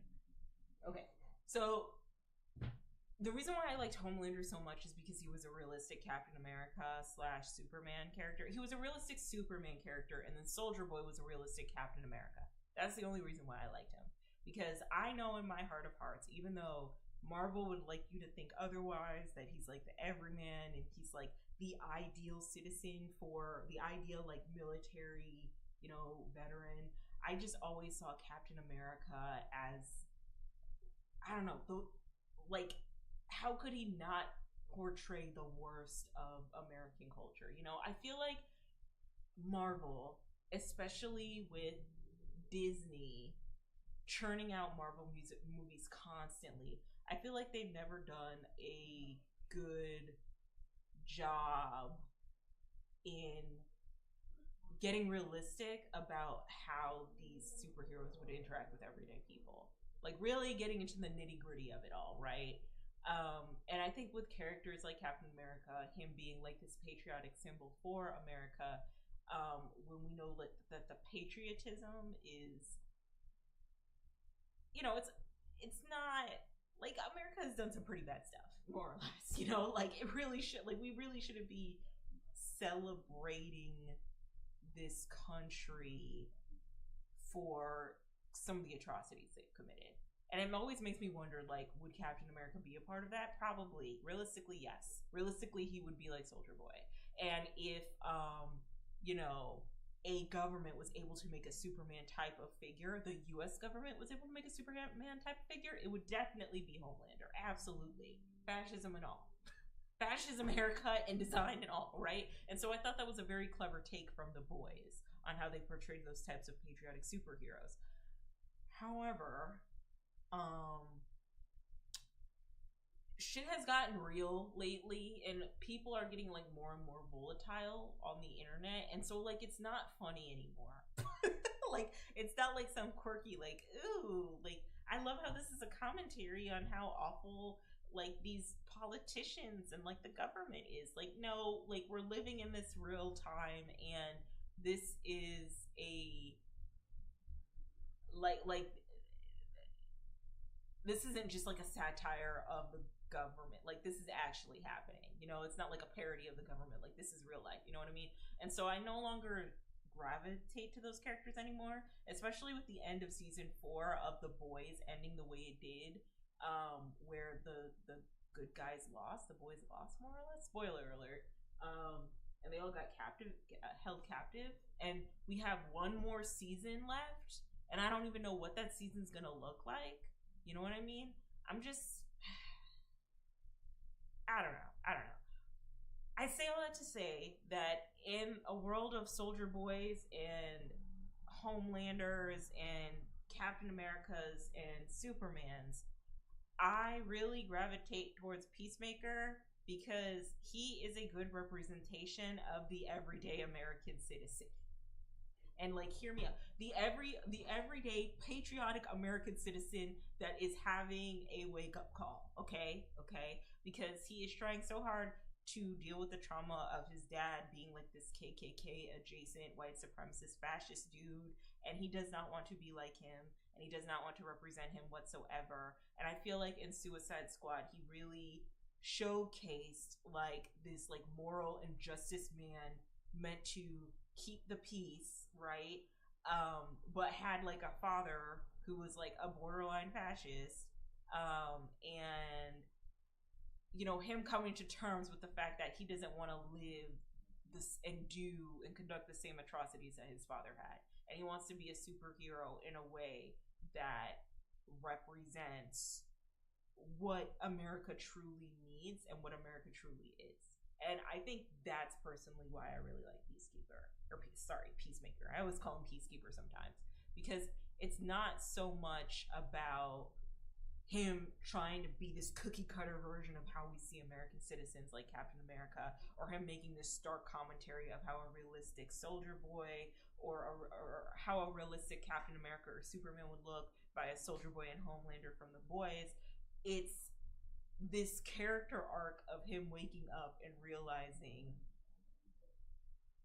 that the America that he's trying to keep peace in does not fuck with the people that he wants to try to protect. And him making a decision of living in his footsteps of his father or being a different kind of person, going through that arc and figuring out what it truly means to be a superhero. Even if it means that, like, for example, in this episode 3, Peacemaker is brought to a different dimension where there's a lot of white folks, which I think is like a big like Easter egg or like a big foreboding as to what this universe is. But he's brought into a dimension where he is the hero, where he is celebrated, where the girl does give him time of day, where, you know, he's a superhero and his dad and his brother are with him. Apparently, this is supposed to be like, is this supposed to be like an allegory for like the KKK, like this mask? I'm not sure. But and you know, Peacemaker hasn't realized that yet, or Christopher Smith hasn't realized that, like, this universe is probably like there's like some fashy type shit going on right now. I don't think he realizes that, but I think later on, towards the end of the end of the series, we're gonna start realizing that this dimension isn't what he wants to stand for. And I think the predictions I have is that he's going to have to battle living in a dimension that conflicts with the person that he doesn't want to become in the name of getting everything that he could have dreamt of, getting acknowledged as being a superhero, having his brother, having his father love and respect him, but then also having his, you know, the love of his life and having this very wealthy, lavish lifestyle, versus going back to the other dimension where his father is no longer with him. His brother is not alive anymore. His brother was unalive when he's a kid. And then him having to deal with the grief and trauma of like losing his dad because he wants to be a better person, and then him not getting the girl he wants, and then kind of being a loser in this reality. You know what I mean? I think it parallels what Americans are going through right now, where they're realizing that, oh God, let me think about how I'm going to cook this statement.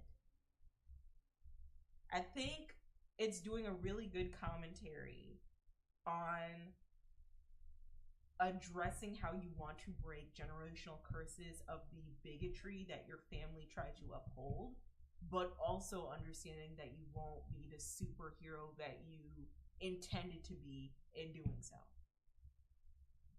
And I respect that. And I think I like Peacemaker because of that. And for that reason, I'm probably going to pick up a couple Peacemaker comics. And I hope that he gets like a Guardians of the Galaxy type of discovery, where people really start to appreciate him as a superhero. Because I feel like he's the truest version of people like him who are coming to the realization that they can't live the same patterns as their elders and expect the same results. So I don't know. I love me some Peacemaker. I love me some John Cena. I think this is a very, very well done show. I like James Gunn. I like him directing movies. I think one of my favorite superhero movies outside of like probably like Black Panther obviously is Suicide Squad. Ooh, I don't know if I was supposed to say that, but Suicide Squad, I love that movie. Not the first one, the second one. Second one was great. Second one was perfect. Second one was hilarious. I had a time with Suicide Squad. So yeah. Great stuff so far. Can't wait to talk about the next episode. And I don't know. I hope he's directing Booster Gold. He needs to direct Booster Gold. Like, he really does. Booster Gold, like, he's really good at making loser characters and creating, like, a modge podge of people. David Jenkins. Our flag means death. Okay. Nah, I want James Gunn to direct Booster Gold. He's gonna have a fun time with that. But yeah, great stuff so far. I think I might get more into the DC universe on HBO, see how that's going, because they also have some really good animated stuff too. Like the Harley Quinn series is really funny, but I'm also tired of Harley Quinn a little bit, so we'll have to see. Maybe they'll do a Teen Titans movie. I'd love to see that. All right, so moving on. So I did not know. I did not know, guys. Y'all, I did not know that The Office was getting a reboot. I had no idea. Like, this is news to me. Like, okay, so I heard about a reboot in passing, but I didn't expect it to be a thing. Like, I didn't expect The Office to really get in there. They have one of the characters from the old series. He's in this one, and the original of The Office series. He's in this one, and I'm already very excited that he was there. I clapped when I saw him, but I'm not gonna lie, y'all. I saw the first episode, and it felt like The Office. It did feel like The Office a little bit. I know they are getting a season 2. Which is good, but it felt like the dry humor of the OG Office series. This guy is hilarious. He's like, a golden good boy type of archetype. Esmeralda is funny, bro. I love me an obnoxious manager or boss. I do. And I don't want to be right about how people, hopefully Esmeralda isn't getting too much hate. But if she starts getting hate later on in the series, I'll have some theories as to why. And I don't want to lean into the theory yet. But she's funny, bro. She is just a fun time. She's hilarious. I don't know. She gives me Jim vibes, this character here. She gives me Jim vibes. This guy looks like the teacher. He looks like Everybody Hates Chris. I keep calling him that, but Everybody Hates Chris in Abbott Elementary. He looks like him a little bit, like the light-skinned version. And then she's pretty funny too. And I like that she gets to express herself. You know what I mean? Like, they let her express herself and do her thing. And the whole concept is pretty hilarious. And I like that they brought him back. I really do. I wonder if they're gonna do a cameo of the other characters coming and interacting in this universe. And what I always really wanted there to be a cross episode of Abbott Elementary and The Paper, or the characters from The Office, Michael Scott just popping into Abbott Elementary for some reason. That's what I've always wanted, but I don't know if I'm gonna get that. But so far, yeah, the first episode was pretty solid. It's pretty funny. It's hilarious. I like it. It's funny. Oh, and this guy here, the 32-year-old coworker that eats the same lunch every day and has a wife and 4 kids. When she told him to sit down, talking about this guy, because he was trying to compete when he was standing. When this dude was standing, I don't know all the names of the characters yet, but when this dude was standing on the table and was like, "Hey, I'm the journalist now," and then he stood on the table too, and then she told him to sit down, and he just sat down. I thought that was funny. So I don't know. I like the Paper. I do. I'm gonna watch some more episodes. The whole season's out, so I can't wait to see how the show turns out. I want me an Abbott Elementary crossover episode. I do. So I hope we get that. But yeah, this is fun, and it's so rare that we see reboots that are actually doing a good job with rebooting old shows. I get very tired of the reboots that come out. I really do. I don't think they're I want to see newer stories. I recently heard that Buffy the Vampire Slayer was getting a reboot. Saw the cast of people. I heard that Sarah Michelle Gellar is coming back and into her role as Buffy Summers, and I'm just kind of what if we just did an original story? We could do a spin-off series, or people were arguing, well, it's a spin-off, and I'm But like, what if we did a spin-off with like what if we just did an original story? Like, we don't have to keep rebooting and rehashing and regurgitating IPs. Like, Buffy the Vampire Slayer worked back then because of the time period. It's gonna be really hard to like. Let me just explain. Okay, hold on. Let me get my web camera. Maybe I can find a scene on TikTok.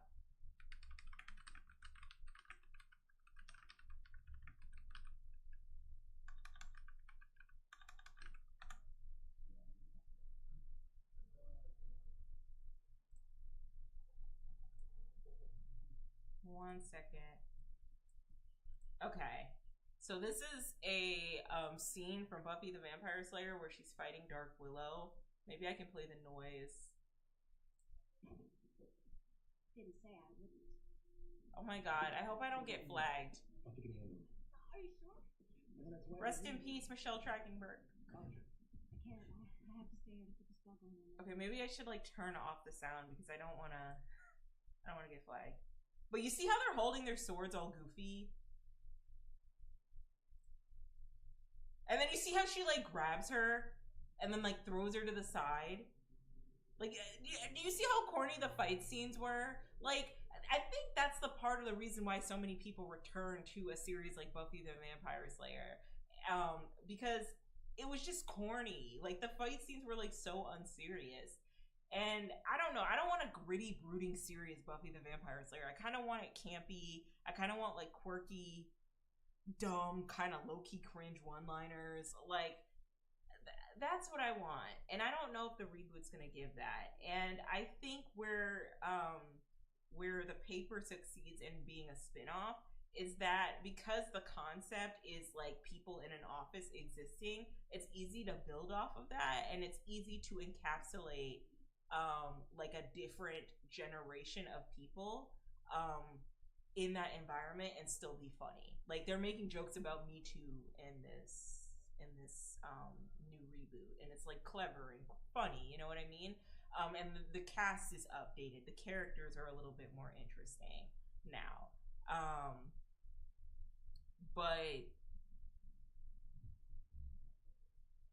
you know, something like Buffy the Vampire Slayer, it's kind of like of its time.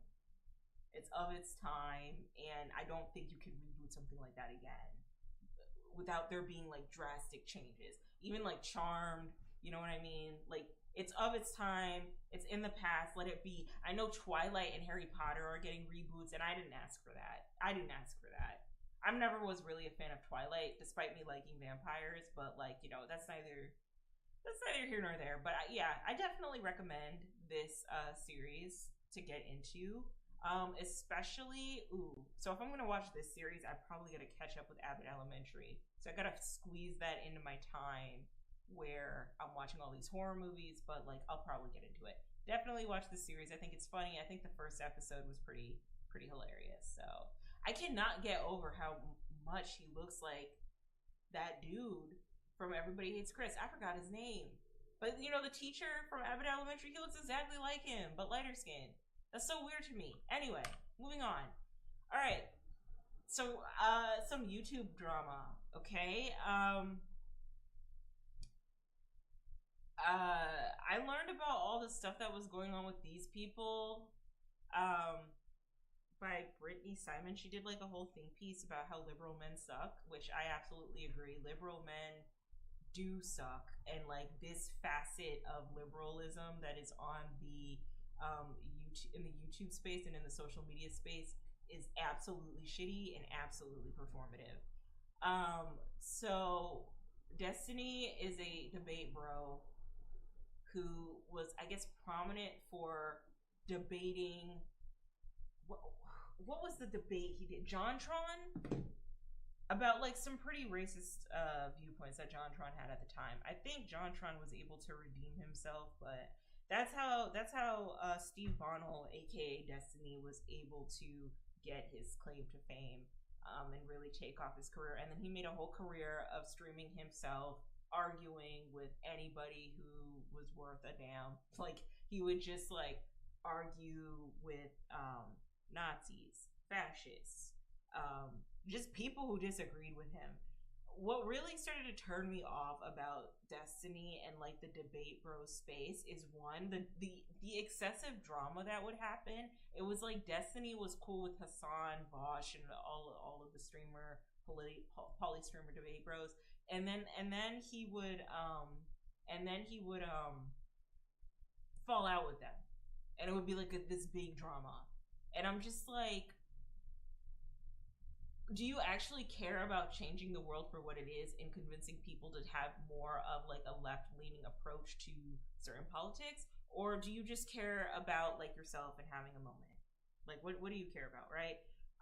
And then I didn't like how he came for FD Signifier and he started trolling him on Twitter. Did not like that at all. And then at some point I was like, girl, I don't know about this dude. Like, I think when I like absolutely cut the when I knew things were getting fishy with Destiny was when the debate bro space was kind of overlapping with like the red pill manosphere space, and I saw Destiny in conversations and in talking points with like black manosphere or black manosphere adjacent people, and in debates with them, you know what I mean?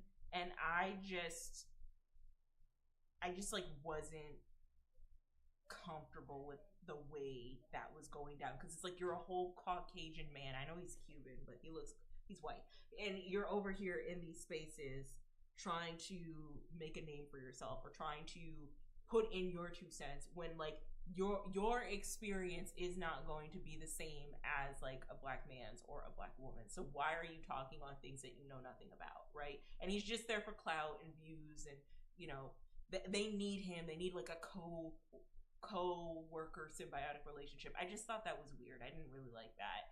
And then Ethan Klein was cool for a moment, but then it just seemed like he was falling out with everybody. Like the whole Trisha Paytas. First of all, Trisha Paytas isn't like I'm not a fan of Trisha Paytas. You know what I mean? And I think it's interesting to see a woman constantly rebrand herself and still not be canceled to the extent as someone like I don't know, like a Miranda Sings or like a Jaclyn Hill, right? And be like this much of a troll and be this problematic, and then be able to brush it off by saying I had a bad DRUG addiction. Like I you know, that's interesting because you don't see a lot of women get that much redemption, but also at the same time, I just don't like Trisha Paytas. I just don't. I don't like annoying trolls like that. And I have a hard time forgiving annoying trolls like that. So yeah, this like it's interesting to see like Lizzo go on the Trisha Paytas podcast. You know what I mean? And well, Lizzo has her own issues, but I don't know. I like the concept of the podcast, but I've never really like watched her content, and I've never really consumed it in its entirety. I just don't really like. I don't like trolls like that. I'm not gonna lie. But anyway, moving on. Ethan Klein. I got into the Ethan Klein and H3H3 podcast when he had frenemies, because I guess him and Trisha hated each other and they did a podcast together, and then they ended up falling out, and I never knew why.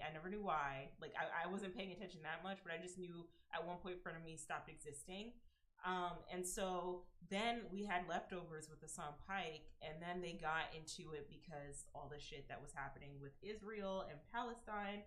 And Hassan was patient enough to explain to Ethan why what was happening over there was wrong. And I guess because of Ethan Klein's like faith in culture, I guess he was on the side of Israel and not on the side of Palestine. And so Hassan had to respectfully like remove himself, and they were able to have like a solid conversation. Well, they didn't have a conversation. It more or less was like a lukewarm debate as to why Hassan believes that, you know, the Palestinians do not deserve to be in a genocide with Israel, right? And it seemed like Ethan just didn't want to hear it. And I think after that, I kind of just lost interest in Ethan. And then he did like this. Right now, he's doing this weird, like, I don't know, politically center rebrand that I'm not really a fan of. When he was like, what it seemed like during the pandemic, pandering to like a lot of left-leaning folks. Like I don't like politically centered Ethan Klein. I don't. You know what I mean? I'm not really a fan of it. And then I just got over all the dramas and all him like falling out with literally everybody who disagreed with him. And then I really don't respect these two people for having a whole mob mentality of fans that are willing to take down anybody that they're not that they see fit. You know what, like antagonizing anybody. I think Brittany Simon talked about how Destiny's community was like antagonizing her. Why would you foster and facilitate a community of people that would antagonize another person that has significantly less like viewership and followership than you in the name of feeling vindicated? Like, why would you do that? Also, the shit that came out when I think also Brittany and Abba also talked about like how awful Destiny is behind the scenes, and kind of gave me a spotlight of like how that streaming circle works. Like apparently, first of all, he had an affair with Marlena, which wasn't good. That's why Marlena divorced him. He had an affair with Marlena, and Marlena was confused about it, and then they had like an open relationship, and I don't know, they ended up divorcing, right? That was his ex-wife, right? And so with Lauren Southern, yeah, he had an affair with Marlena, with Lauren Southern, right?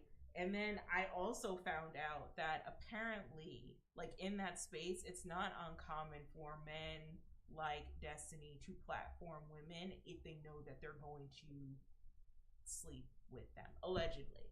Which gave me like casting couch, ick, girl, what are we doing? Like, that's gross. That's like, no.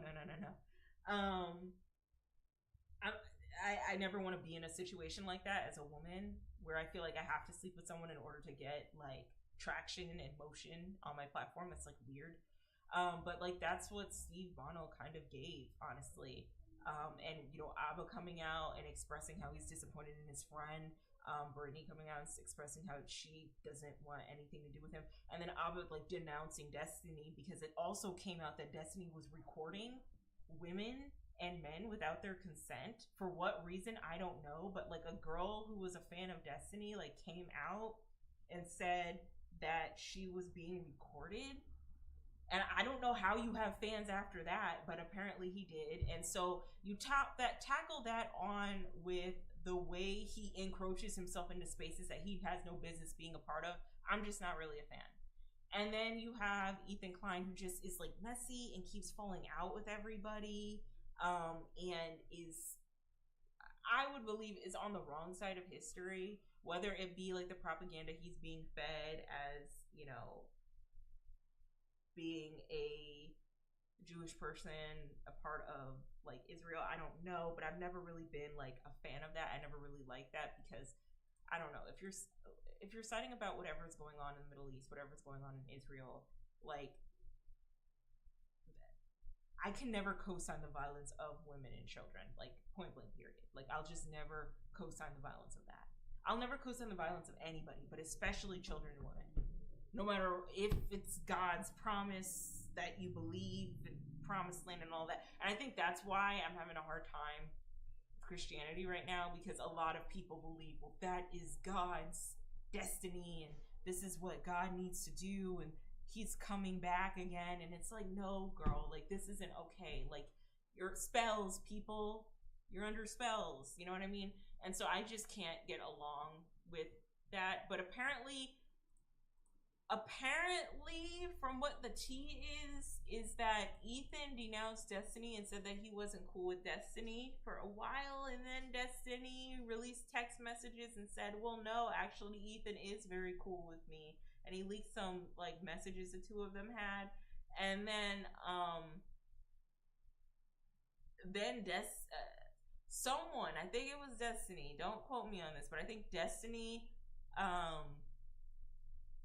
got his fan base found a sock puppet account, a Smurf account of Ethan Klein for Reddit that happened like years and years and years ago, like 15 years ago. Mind you, this man is like 40, so 15 years ago is like, let me do the math. like close to 30, right? No, 10 years ago. No, it was close to 28. 40 minus 28. 12 years ago. So yeah.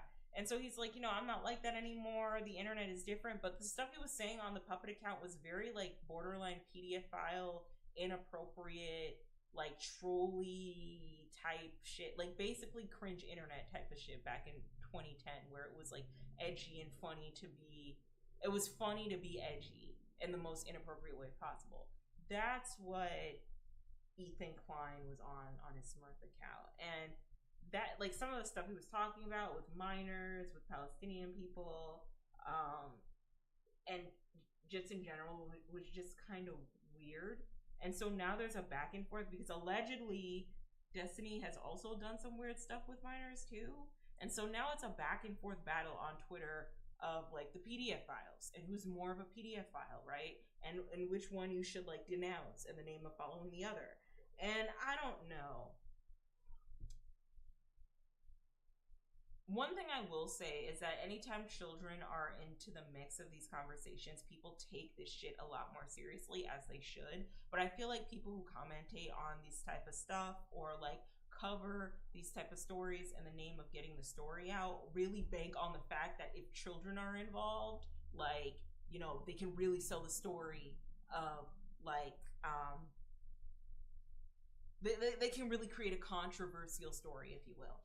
Sensationalism, I guess, is what I'm trying to say. I don't think when people talk about children, sometimes and like the harm of children that powerful men like allegedly Destiny and Ethan Klein are not really praying after, but like being creepy towards, I guess, or displaying creepy tendencies. I don't think people care so much. I think people who are covering the stories don't care so much about the children as much as they care about the sensationalism of, look at these two PDF files going back and forth. Who's more of the PDF file? This person is an awful individual because they said creepy shit about kids. Not really caring about like if these children are okay or if the kids are okay. Like, I look at both of these fan bases and they're really just duking it out with the intention of taking each other down. They're not really duking it out with the intention of, these are bad people, they have said awful things, they do not need to be platformed anymore. They just have, like, their fave, Destiny, has a hatred towards Ethan Klein, and Ethan, and now the stands of Destiny want to take Ethan down. Or Ethan Klein's stands have beef with Destiny, and they gotta figure out any deep-seated ish in order to take him down and do this battle and one up of who's more of a PDF file, Destiny or Ethan, when the real conversation should be, why are we co-signing PDF files or PDF file behavior, PDF file adjacent creepiness? Like, why are we co-signing that nonsense from either of them? Why are we still following them? And why are we looking at this like a television show almost? Like a television tabloid e-news entertainment, e-news form of entertainment, right? Instead of like, okay, neither of these people need to be platformed. Honestly, when it came out that Destiny was recording people without their consent, everyone should have just been like, all right, like that SpongeBob meme, shit, nah, fam, I'm gonna head out, like, cause that's weird, that's creepy, that's revenge porn, you know what I mean? And then when it came out that he was saying creepy shit on the internet about kids, mind you, I don't think he was talking about them, allegedly, but everyone should have been like, girl, I don't know about this, like, you've been on one, you've been doing too much, it's time to go. Hi, whatever the nut, is good to see you. Trigger warning for Destiny Space, please. Yeah, I'm not gonna lie, I didn't want to show him in the best light. And honestly, I'm not gonna lie to you, just with how their fandoms move, I'm terrified about even talking about these two people because I don't want to be caught in this mess. Like, what do you mean you guys have close to 1 million followers, right? You're borderline millionaires, right? And you spend your favorite pastimes going back and forth with each other, getting blackmail on each other, and then taking down smaller creators that you really like that really you probably make in a day what they make in a year. Like, what do you mean? Like that is terrifying for me. You know what I mean? It's terrifying talking about them, right? Because some of the creators I've watched that are like smaller than Brittany Simon, who make commentary on like, you know, their dynamics and their YouTube dramas. They come for them, they troll them, they attack them, and that's like fucked up. Especially Ethan. He gives me the type of energy that he's absolved from criticism. And as soon as somebody criticizes him, he's gonna send his squadron of stands to take him down, you know? And I just don't really like that. And I think now that the stakes have heightened and it has escalated to the point where children are involved, we should not be worried about who is the worser of the PDF file adjacent mannerisms. We need to this is the most well-meaning photo you choose for these absolute children. Thank you, Cole. But like I was saying, like we need to focus. This shouldn't be like who is the most like PDF file adjacent, right? And who can we take down in that regard and prop up? We should just be leaving both of these people alone. And we should probably be doing an exploration on a lot of these creators to see like if they're on this type of shit regardless. And we have to also make sure if like the kids are like truly being protected, or if the commentators about the situation are really just trying to get a moment. And that's what I don't like about the whole drama between these two. It's not about these people are both awful. Like I said, Destiny should have been done canceled. Like y'all should have done canceled this dude because he was recording people allegedly without their consent. All right, that's shitty behavior. Ethan is over here sending a squadron of people to attack smaller creators or creators that he disagrees with, or people who are just like, I'm actually gonna side with Palestine, actually. You know what I mean? And then in the same breath, try to get have this creepy ass like Smurf account where he's saying all this inappropriate shit about underage children. Like, both of them are awful. Deplatform both of them and move on with your day. Find other content creators to fuss over. And you know what? I'm gonna put this on the viewers. Find content creators, because this comes from parasocialism, right? Like this develops because of the parasocial aspect that we have towards prominent content creators that I think really like skyrocketed in the pandemic, right? Like H3H3 was already successful, but I think they already saw like a lot more success when the pandemic hit, and they were able to capitalize off of people staying home and capitalize and be fully entrenched in the drama that was going on, right? And so and then like 4-hour live streams of Destiny talking about whatever the fuck and maybe debating someone here and there. Like I was home. I was on YouTube. I was about it. I lived a life of like not really parasocial, but being a little bit excited to see their content until I got tired, right? Until I understood what was going on. I think as viewers, the parasociality that you have towards some content creators needs to fizzle out for this reason, because a lot of these people are not nice people. A lot of these people, quite frankly, would not piss on you if you were on fire. And then a lot of these people are causing harm to other creators or other individuals who just simply disagree with them in the name of,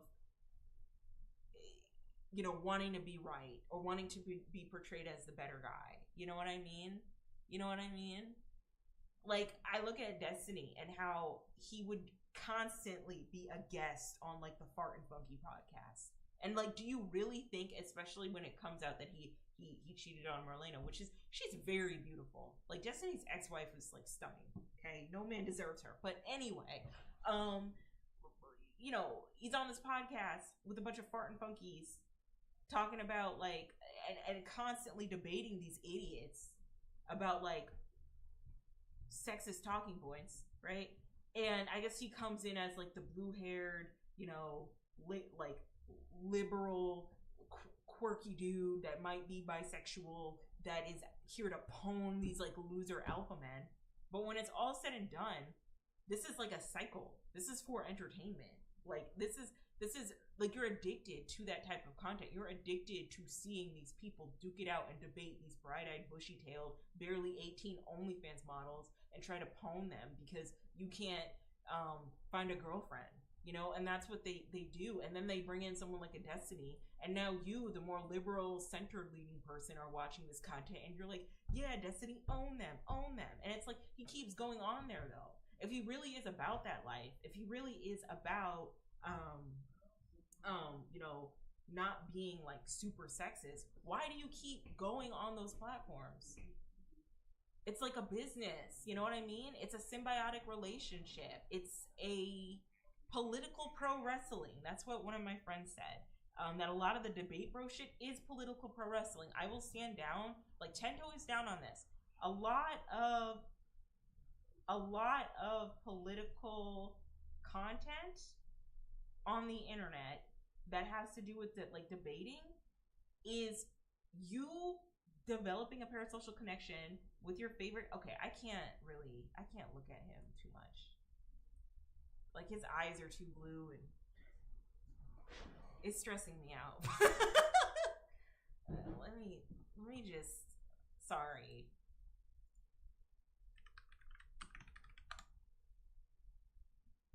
Okay, let's just do this because I couldn't do it anymore. Okay, so it gets to the point where you care way more about your fave content creator pwning a Nazi or a fascist because you get like a thrill off of, yeah, you take down that Nazi, fascist, whatever the fuck, right?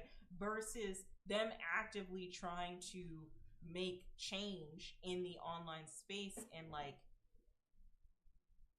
convince people, which in retrospect they have done, but not engage with people who are problematic, you know what I mean? Like for example, Jubilee last week when we talked about Amanda Seales versus 20 black conservatives, that really shouldn't have been a thing. Like Jubilee is in the business. Like Jubilee is corporate debate bro content. Did you notice that? But like all of the black conservatives sounded like idiots. They were saying the same damn thing, and I think Jazz was the only girl that had valid enough talking points where I didn't really agree with what she was saying, but it wasn't like she was regurgitating from a script or she was reading off of a script or whatever the bowels of unemployment YouTube had been brainwashing her with. You know what I mean?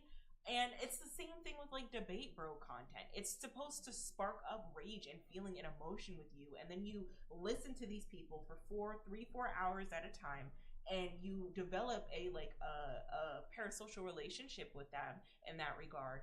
And then you start getting so attached to the point where it's like, yeah, Ethan Klein is a bad person. I'm gonna support Destiny. Let's take Ethan Klein down. Like, girl, no.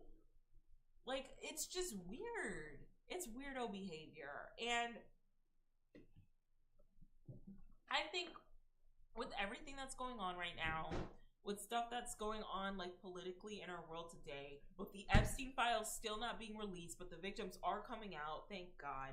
I think that we should like unalive the idea of clinging on to political content creators and political streamers if they truly aren't actively being productive to like the conversation, and also if they're just not good people, right? Like I'm pretty sure Destiny wanted to get involved in politics at some point. Like, girl, this isn't recording women without their consent doesn't give politician, but like neither does saying grabbing them by the coochie either. But it's just like, you see what I'm trying to say? Like, I don't know. I would strongly recommend that you guys watch Brittany Simon's video about this because she really delves into this a lot deeper. But there should not be a war of who's the worst PDF file, of who's the shittier person. They're both shitty people. Go find someone else to follow. Stop looking at the debate bro YouTube, honestly, right? And stop resonating with like these people who live completely different lives from you. Like they're millionaires and out here beefing with each other. Like, girl, what? Out here like holding shit over each other's head. Like, what? That makes me not want to collaborate with anybody. Like, dead ass. You know, I already have skeletons. Like, and I'm probably gonna talk about them like later on in my YouTube career. But girl, I got skeletons, okay? But I just don't need that. Like, I don't need to be associated with that. I think it's bitch behavior to get your whole squadron of stands to attack people who disagree with you. That's what I think. So that's how I feel about the situation. I'm gonna change to the next slide because Destiny's face is a little disturbing. But let's talk about The Rock's weight loss, because The Rock has lost a significant amount of weight, y'all. And this is in no way, I want to let y'all know, this is in no way body shaming The Rock. You know, like, I'm glad that he's getting healthier, okay? Because for our whole entire life, we have seen this man buff as fuck. Like, he's always been buff, he's always been strong, and we've never seen him like be super skinny like this before. And there was a theory going on TikTok that man is on roids, right? Like, he was on steroids. And like, you know, I was thinking at least, well, oh, he's Samoan and he's half black, so like they're kind of strong over there, so maybe he's like naturally like this. Why was I dumb enough to think that? Girl, no, it's not natural to have that much muscle, right? And so he's lost the weight, and I'm happy that he's like healthier now. I'm very concerned though, because he looks like my dad a little bit, which I think is wholesome. I think it's wholesome, and I think he said that he lost his weight because he wants to do a new role, or he's taking on like a more serious role. If that's the truth, I kind of would like to see a serious Dwayne The Rock Johnson that's not leaning on him being Dwayne The Rock Johnson with like a nigga with muscles, basically. You know what I mean? I'm kind of into that, but I'm also like worried for him. And I think this is like a bigger conversation about steroids and men and their body issues and body images and how they are perceived in media. Because not gonna lie, like the super meaty look and aesthetic, that's for y'all. That's for y'all. You know, but don't get me wrong, I like me a muscle mommy, and I like me like a buff, muscular dude, but not at the expense of your health, not at the expense of you having digestive issues, which I think is what he was going through and why he decided to like lose the weight. Not at the expense of you having heart problems and heart complications, like not at that expense. Girl, no. But like I was saying earlier, how I feel like the patriarchy has no gender. Like, systemically, patriarchy does not have a gender when it attacks people, right? I feel like it is completely awful to women, but it's also terrible to men, and women and children are the ones who benefit from men benefit from patriarchy the most, right? But with that in mind, men were once boys, and men do go through body image issues that I don't think we talk about enough, about how you look at your favorite superhero show or superhero series and you see these men go through drastic changes in like a little under a couple months. Like, what was the guy from the Eternals? Let me find the actor, and how he went through a drastic transformation. Kumali Ali Nanjiani. Okay, I'm sorry if I messed up his name. I'm so sorry. Kumali pronunciation. How to pronounce Kumali. Okay. Hold on. I'm gonna figure out how to pronounce his name. Family's dreams under our roof. American. Because I don't want to mess up his name.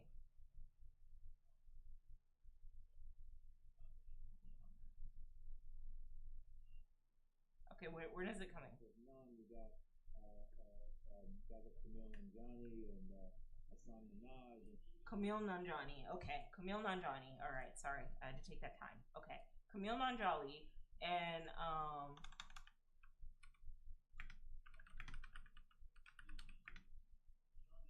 his wife looks like Blake Lively. Sorry. Yeah, his wife looks like Blake Lively a little bit. Before and after.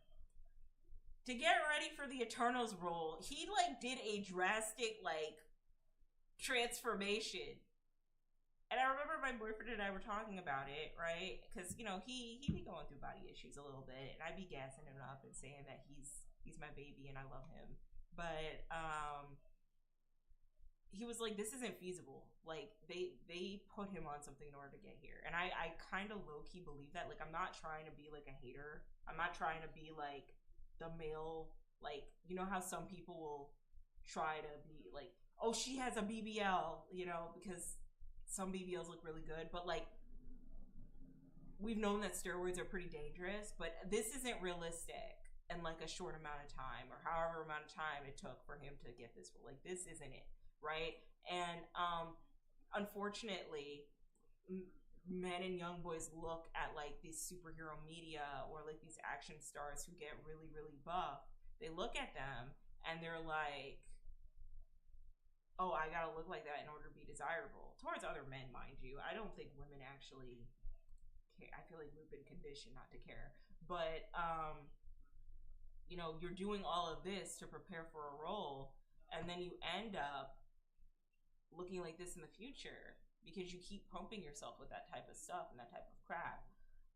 And so I just want to talk about The Rock's weight loss, not to shame him, to be happy that he's, you know, finally in a healthier state, but also to be like a cautionary tale of like what can happen when you keep pumping yourself up with those types of substances, and then you go through health issues. And this isn't just with steroids, this is with Ozempic. It's with Ozempic. Like already people are now saying, yeah, there are like some serious side effects to Ozempic. And the point of Ozempic is that like I don't think that's a substance that you can keep taking. You know what I mean? Like you can't keep taking that shit. Like you have to like first of all, it's for diabetics. And then or it started out as being a medication for diabetics, and then when you do take it, like you have to have like cycle it out. Really, you should probably not be taking that shit anyway, but like regardless, this is worrisome to me, that some people feel like they have to do all of this in order to look a certain way. And I hope that like with his new body, he's able to get like different roles, he's able to be seen in a different light, and he's able to get like, you know, he doesn't have to promote himself as, you know, Dwayne The Rock Johnson, the super buff dude who's just like strong and shit. He can just be a guy, you know? Like I'm pretty okay with that. Like him being a guy or like an actor, and maybe he will take on serious acting roles after this. You know what I mean? That'd be an interesting experience to see. But yeah, this isn't sustainable. So I'm glad he's off the substances. And I don't know, I like to promote health here and there. Y'all, please don't be going on those substances. Don't be going on steroids and stuff. That's not good for you. Don't do it. All right, let's see if I can go to the next. Okay, this is just something randomly that I just feel like yapping about today because I have the time. And it's something that's on my mind that I've noticed with a lot of the dramas that happen and the intersectionality between different dramas that occur, especially when people who are marginalized start to delve deep and peel back the layers of some of the things that they have privileges from versus or they have privileges versus the things that like they might not have privileges for, or words. What am I trying to say? I'm trying to say that I want to have a conversation about the intersectionality of people who have of marginalized individuals who might be marginalized in some spaces with the lack of privileges that they might have versus the privileges that they may have in other spaces, and them not acknowledging said things. right? And this is a constant pattern that I see on the internet constantly, and I just want to have a conversation. I want to talk about it. Okay, so it's me getting very confused as to why people can't acknowledge the privileges that they have and how they benefit them, right? So a good example is misogynoir. Misogynoir is basically sexism for black people, okay? Sexism for colors. All right? And what really frustrates me about misogynoir is that, like, most black men will refuse to address that misogynoir exists, or they will put up a mirror and be like, well, what about you guys? Why aren't you uplifting, supporting, and fighting for us and all this shit, right? Not realizing that we don't benefit from the same privileges that you do. For example, yes, if a cop pulls you over, you're probably more than likely to be attacked and unalived, right? But also, if a cop pulls me over, right, not only am I might I get attacked and unalived depending on how I look that day, or just regardless, right? News coverage probably won't like address my situation, right? Like, there might not be a movement for me, or if I do get unalived by the police, more than likely, because of misogynoir and because of how patriarchy works, more than likely the question will always be, well, what did I do wrong to allow for this police officer to cause me harm? And it's like, I could literally do everything right. Really, everything right. Look the police officer in the eye, get my license out, all of that stuff, right? And at the end of the day, there are some people, some men, even some black men nowadays, who would be like, well, why didn't you blink twice when the police officer asked for your license and ID? Why didn't you break eye contact with the police officer when you went to go give him your license and registration? Like, why didn't you do any of those things? Why didn't you, person who is being victimized by the system? And it never is, why aren't we addressing the system, right? And that's always what bothers me. Or even when we have I like to call them unemployment conversations about like dating and stuff, and how black women say, hey, y'all don't protect us like that. Y'all don't protect us like that, but then you expect us to always show up for you. And then the conversation is, well, what about y'all not showing up for us? And it's like, don't even do that, Buki, because like black women been showing up for you. That's like a good example of like me noticing how a lot of people don't address their privileges that they have, or understand the intersectionality of their privileges, right? And it's not just on the internet. I've experienced this in real life too. I've experienced men who will, shit on the police and say the police is bad, all of that, because they know that they are grade A target for the police, but then also will not defend when black women are like the targets for any form of abuse that occurs, whether it's with the police, whether it's from another man, whether it's from another black man. I have seen that happen in real time. And it like confuses me, because I try to approach things from a standpoint of intersectionality. I've been saying that word way too much, but I try to approach things from that standpoint where I'm trying to empathize. I think that's the word I want to have. Like empathy, like understand where I benefit and where I don't, and understand, like trying to figure out how to move accordingly. And so it's not just in misogynoir where this happens, but it also happens when you're having the colorism conversation. This is a thumbnail from Brown Sugar Commentary. I remember her video. Definitely recommend you go and watch it. But Brown Sugar Commentary talked about this whole ordeal with Megan James being like having her little podcast, talking to Mona Leo, and Mona Leo like bringing up colorism in the hip hop industry. Mona Leo's an rapper, mind you.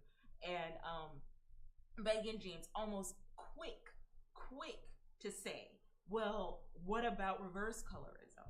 Like totally disregarding the fact that the roster for hip hop girls is mostly like light-skinned biracial women, racially ambiguous women.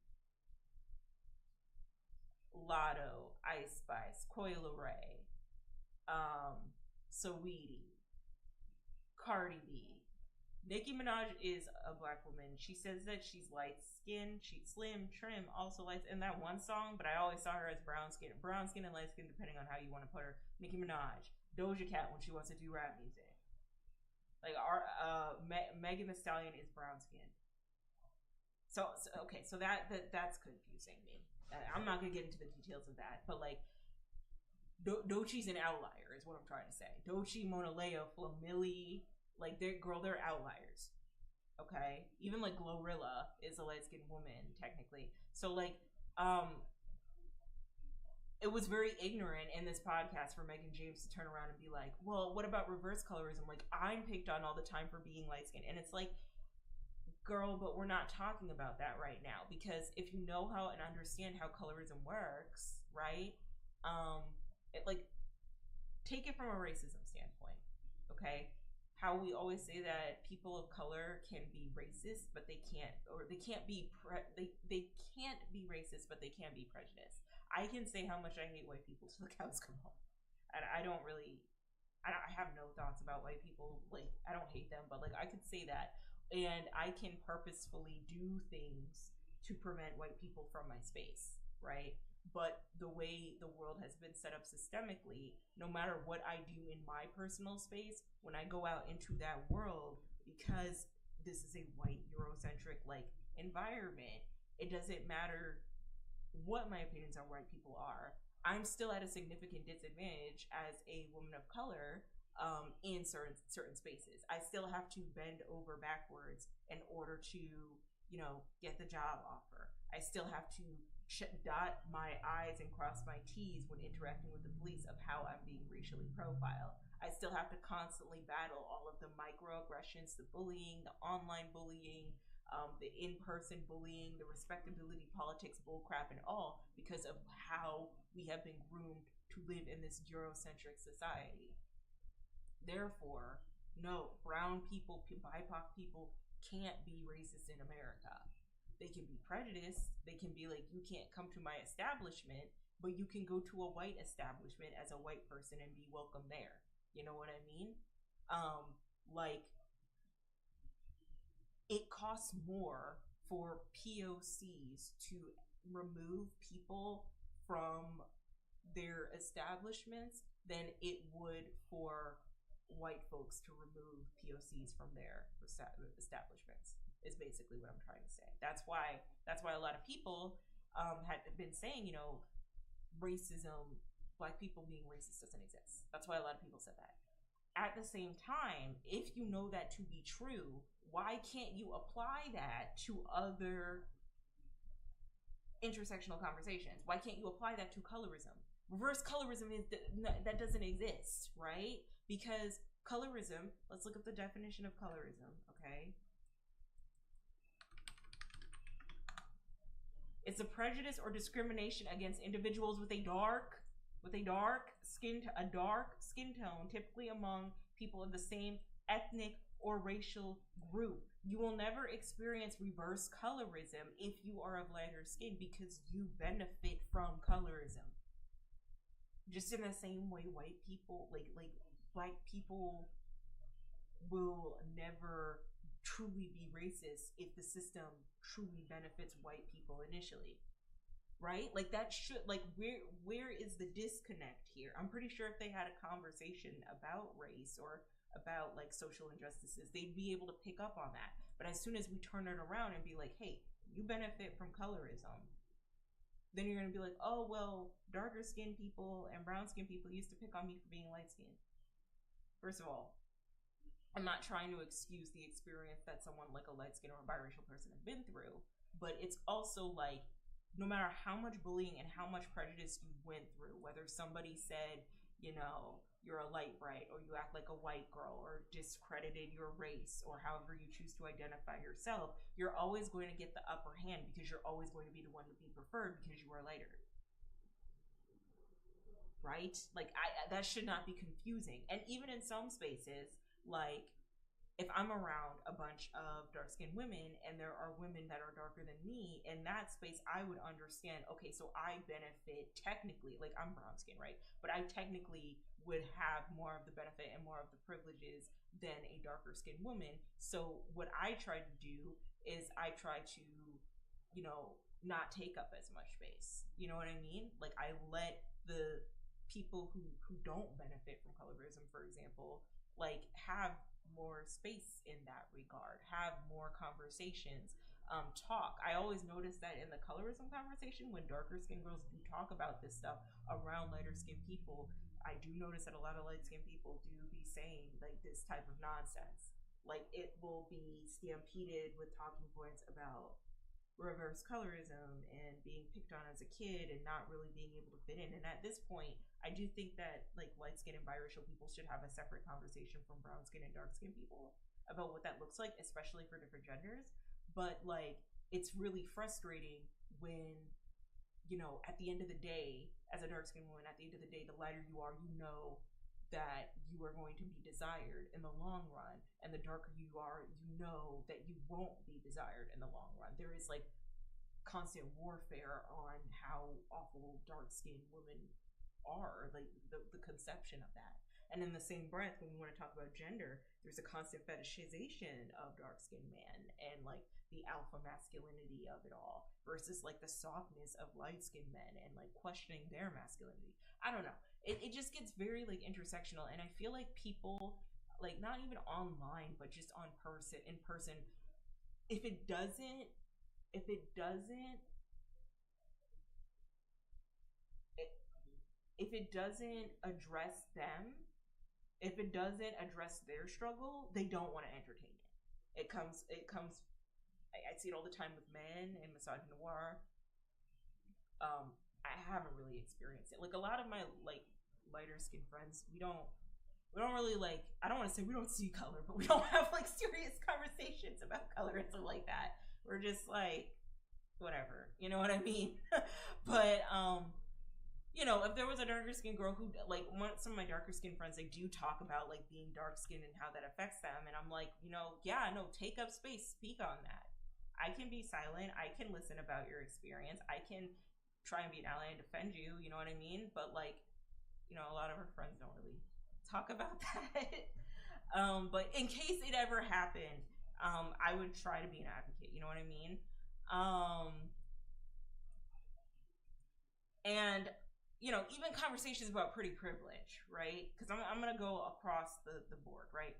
Pretty privilege, girl, girl, girl, girl. I need people to understand. Like everybody wants to struggle, everyone wants to suffer. Okay, 9 times out of 10, you probably have something that you're struggling with. You probably have some sort of disadvantage, like most people, right? You know what I mean? Especially if you're like not a man, not straight, not white. Like you're probably struggling from something, right? But like there is no downside to pretty privilege. Like y'all have to understand that. And the whole argument of, oh, well, if you have pretty privilege, people treat you differently and people bully you, and like that's the people people bully ugly people. People bully people who just have a positive light. Like if Olandria wasn't as conventionally attractive as she was, and she still had time to take up space, people would bully her regardless. I am convinced. You know, like that's just how it is. So like whether you are ugly, whether you are pretty, people will bully like you just because you're conventionally attractive, just because you align yourself more with the Eurocentric or more desirable beauty standards, however that might look like in your location, does not mean that you are oppressed. Oh, women are jealous of me. Women are jealous, people are jealous of everybody. Like how is that a hard concept to understand? Same when it comes to thin shaming and fat shaming. Thin shaming doesn't exist, loves. It does not exist. It will never exist. Okay? It never freaking, like why would you think that thin shaming and being skinny actually is a thing and actually like exists like that?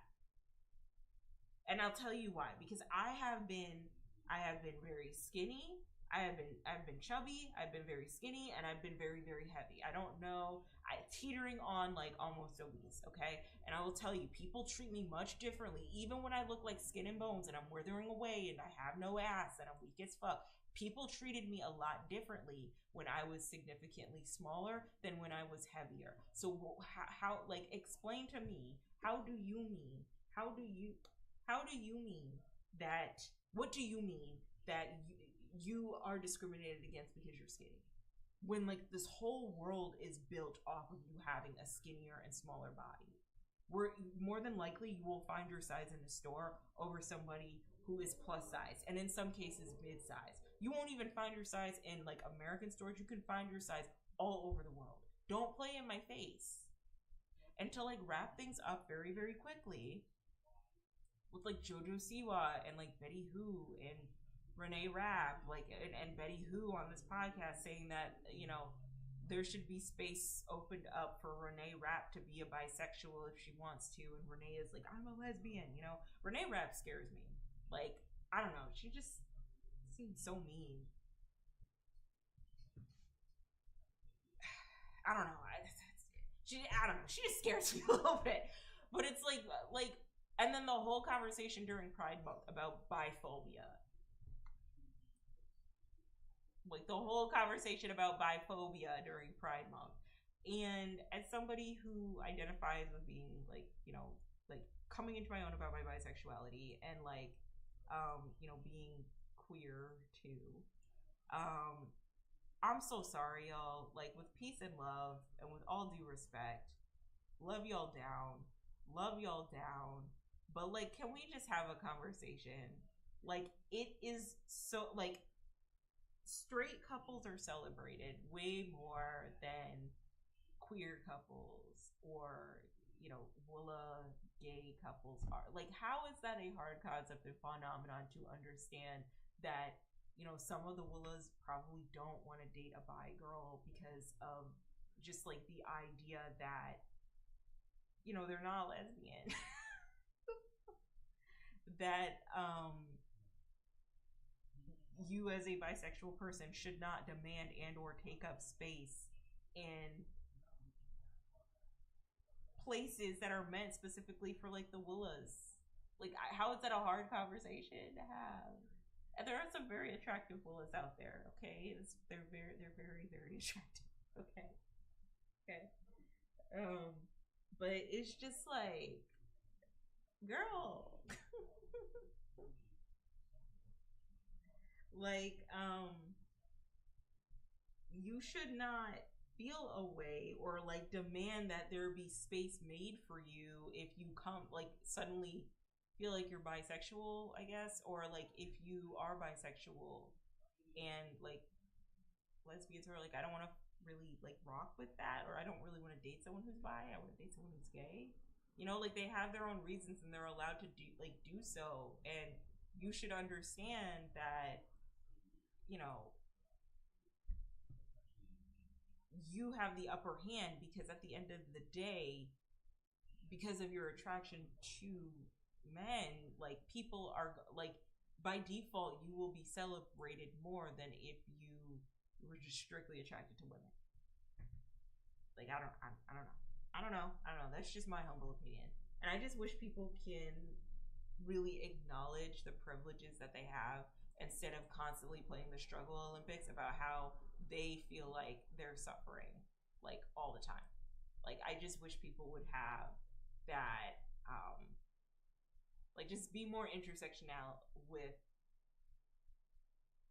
knowing where they benefit and then also knowing where they don't benefit, and being an ally where they do benefit and then also creating space where they don't. That's all I'm asking for. That's all. And I find it very difficult when some things to me don't seem like hard concepts. Like it doesn't seem like a hard concept to me, like, you know, being a bi girly, that like the Willas might not really want to rock with dating a bi girly, and it's not them being biphobic, it's just them like that's just what they prefer. They want another girl that likes women, or like, you know, me, depending on the day. This is not the day. You know, I do benefit from pretty privilege, and you know, someone who doesn't benefit from pretty privilege being like, yeah, you're attractive, so like people are going to look at you differently. People are going to pay attention to you more.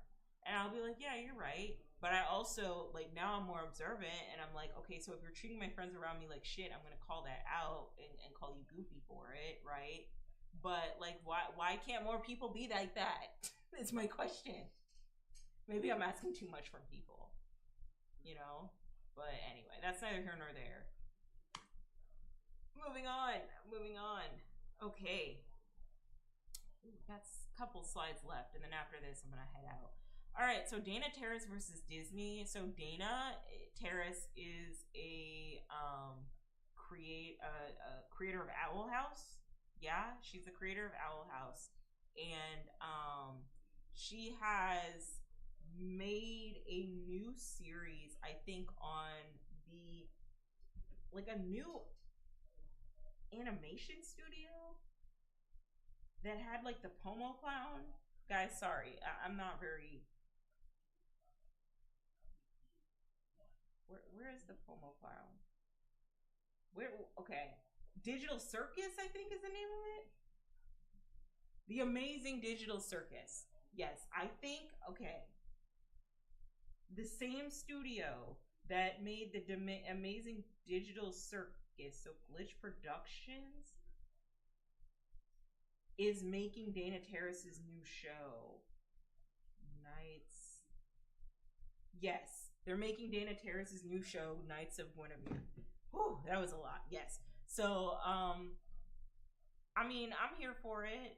I'm into it. I'm absolutely into what Dana Terrace is doing, especially with all the shit that I guess went down with the Owl House. I guess they might have canceled the show, and Dana Terrace is not happy with how Disney has treated her baby. And so the Knights of Guinevere is basically a big fuck you towards Disney.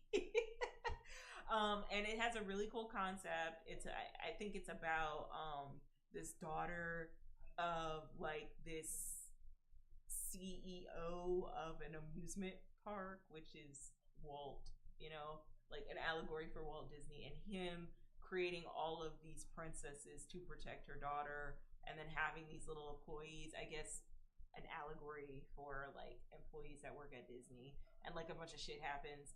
And it's a very cool concept. I really like the art here. It has like a really cool like anime style, but it's not giving like fanime. Hi, it's Shunny. Oh my god, hello. I didn't even notice you. Sorry. This is my okay, very quickly. The VOD's gonna be on YouTube, but this is me talking about shit that's on my mind. That's all this is. And so every week I cover all this stuff that is on my mind that I feel weighing heavy on me that I have to talk about. And so I've talked about the books I've read, the movies I've read, my reviews on them, things I've noticed, pop culture moments, and right now we're at the tail end, which is why I say you might want to catch me at my VOD. And I am talking about the Knights of Guinevere. And so with the Knights of Guinevere, I really like the way Dana Terrace is approaching her new show. I really like that she's making a commentary on Disney, because I think they fucked over the show Owl House. I've never watched the Owl House, but now hearing that Disney is trying to create their own like lukewarm Shein version of Owl House with their new Disney animated film with the same concept, I'm just kind of like, girl, let me go watch Owl House right quick. Out of spite, because I'm not gonna lie to you, I'm kind of tired of Disney's antics, and I've noticed what Disney does with a lot of like the IPs that they acquire, or when they work with like people who care and are passionate about their show. They kind of like beat it into like one of two things happen. If it's super successful, okay, if it's unsuccessful, and it doesn't do well, or it doesn't fit that Disney look, they try to dead it. Okay, I think I'm late enough in this room where I could say that. Okay, they try to dead it, and they try to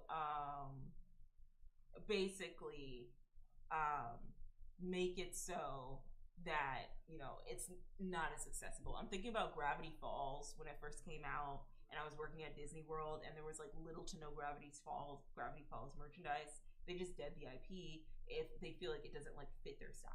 And then if it's like super successful, they beat that IP to the ground until people want them to eventually dead it. Okay, so I'm thinking about High School Musical, Star Wars, Marvel, okay? Like, especially Marvel. It's very successful, so they're going to keep churning out Marvel content, even if it's bad, even if the fans are like, hey, can you take a break? Hey, can you think about this? Like, this is sloppily done. They're like, no, we got to churn it out. We got to churn it out. That's what Disney is known for doing with a lot of IPs that they acquire, a lot of people that work with them, a lot of people who are showrunners. It doesn't feel like they take care, really take care and honor certain shows that they create and make them into something where fans actually like the content that they're consuming, right? I think about Star Wars, and I always think about when it comes to Disney owning Star Wars, the only thing they care about is if asses are in the seats at the theaters. They could care less about whether or not the fans actually like the series anymore. I hear that new Star Wars shows are actually better, but I also hear that like some of them aren't. So I say all that to say that that's just the time that Disney's on. Even with the live action Disney movies that they have, regurgitating the old properties of the Disney Renaissance films, because that's their bread and butter. That's what they're known for. That is organically Disney and came out of and follows the Disney formula to the T. And so they're gonna keep rebooting, rebranding, and selling a bunch of merchandise on their parks and beating them down to the ground until people are tired of those IPs or just are no longer interested. You know what I mean? There's only so many live actions of Disney Renaissance films that you can do. There's only so many reboots of Disney Renaissance films that you can do. I almost guarantee you that we're going to get to a point where the Disney Renaissance films are going to be remastered into 3D animated films. I don't know why, but get ready. We're going to see the Little Mermaid 3D edition. For the new wave of children, you know what I mean? And I am happy someone is taking subtle stabs at Disney for how awful they can be to people who don't fit their look, and how they're so willing to blatantly rip off of their ideas, and try to make it their own and fit a style and aesthetic or a marketing tactic that they're going for. So I'm happy that Dana Terrace has full creative liberty to do Knights of Guinevere and really make a commentary over how shitty Disney is. I like that it has this anime type of art style. I like the concept. It's very weird and quirky, but very anime, but not in a way that feels like fanime. And when I say fanime, I'm talking about Totally Spies and whatever Marathon produces. In that way, it seems very unique, and I'm excited to see how this show turns out, and I'm excited to watch it. And I'm going to watch Owl House out of spite. Because I'm not going to support Hex. I'm not going to support something that, you could have just made an Owl House animated film. And based off of the Rotten Tomatoes ratings,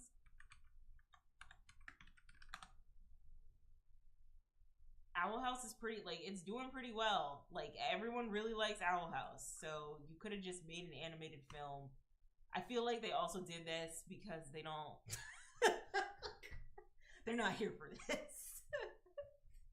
They said, we're conservative now. We cannot have this IRL. So, yeah, I'm happy that Dana Terrace is actually getting in there, and she is working with an indie animation studio and is able to have full creative reign over how Disney, and make a show over how Disney had fucked her over. So I'm definitely gonna watch Knights of Guinevere, and I'm also probably gonna watch Owl House just to get it out. And Owl House is pretty Halloween-like, so I can probably give that a watch. So yes, good for Dana Terrace. And then on the topic of Disney, there's a creepy-inspired Disney horror game that's kind of cozy, but also really creepy. is that a dude with? Is that his neck? Is that his neck? I don't know if that's his neck. So I talked about how I want to play more, or how my boyfriend said it might be a good idea for me to play more horror video games on stream so they can be more exciting, because y'all probably don't want to hear me yap all the time. Uh, so this might be a horror game that I might start. It's called By Sweet Carol, and so I like Disney. I like the look of Disney princesses. I've always wanted to an extent. When I was younger, I always wanted to. I wanted to be a Disney princess. I don't think I want to be a Disney princess anymore. So now I think this is the next step. I like creepy cute stuff. I like weird girl stuff. This seems like a creepy weird girl type of media that I get into. I might play this video game, and who knows, this might kick off my horror game journey. Okay. Okay. Let me. I think I'm gonna pause here, guys. I think I'm gonna pause here because I need a lot of I need a lot of energy to talk about this shit. Okay. And I think towards the tail end of this, we're at the 3 hour mark. I'm not gonna be able to talk about this in the way I need to. So I'm gonna take a stop here, and then we're gonna pick up tomorrow. And then just do the music segment, and then do some gaming probably. And yeah, so for now, guys, that is it. Thank you for all of you guys that have come to the stream. I really appreciate it. If you like the stream, be sure to engage, like, and subscribe, or do whatever you do. I would really appreciate that. And then I am looking forward to seeing you guys tomorrow. I am sleepy. It is late. I've been here for 3 hours. So I'm going to cut off what I've talked about here.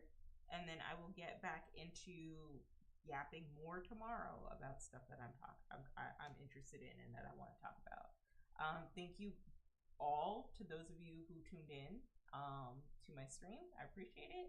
And I will see you guys later, okay? Have a wonderful rest of your morning. I know it's like 1 a.m. over here, Eastern Standard Time. But take care, guys. See ya. Bye.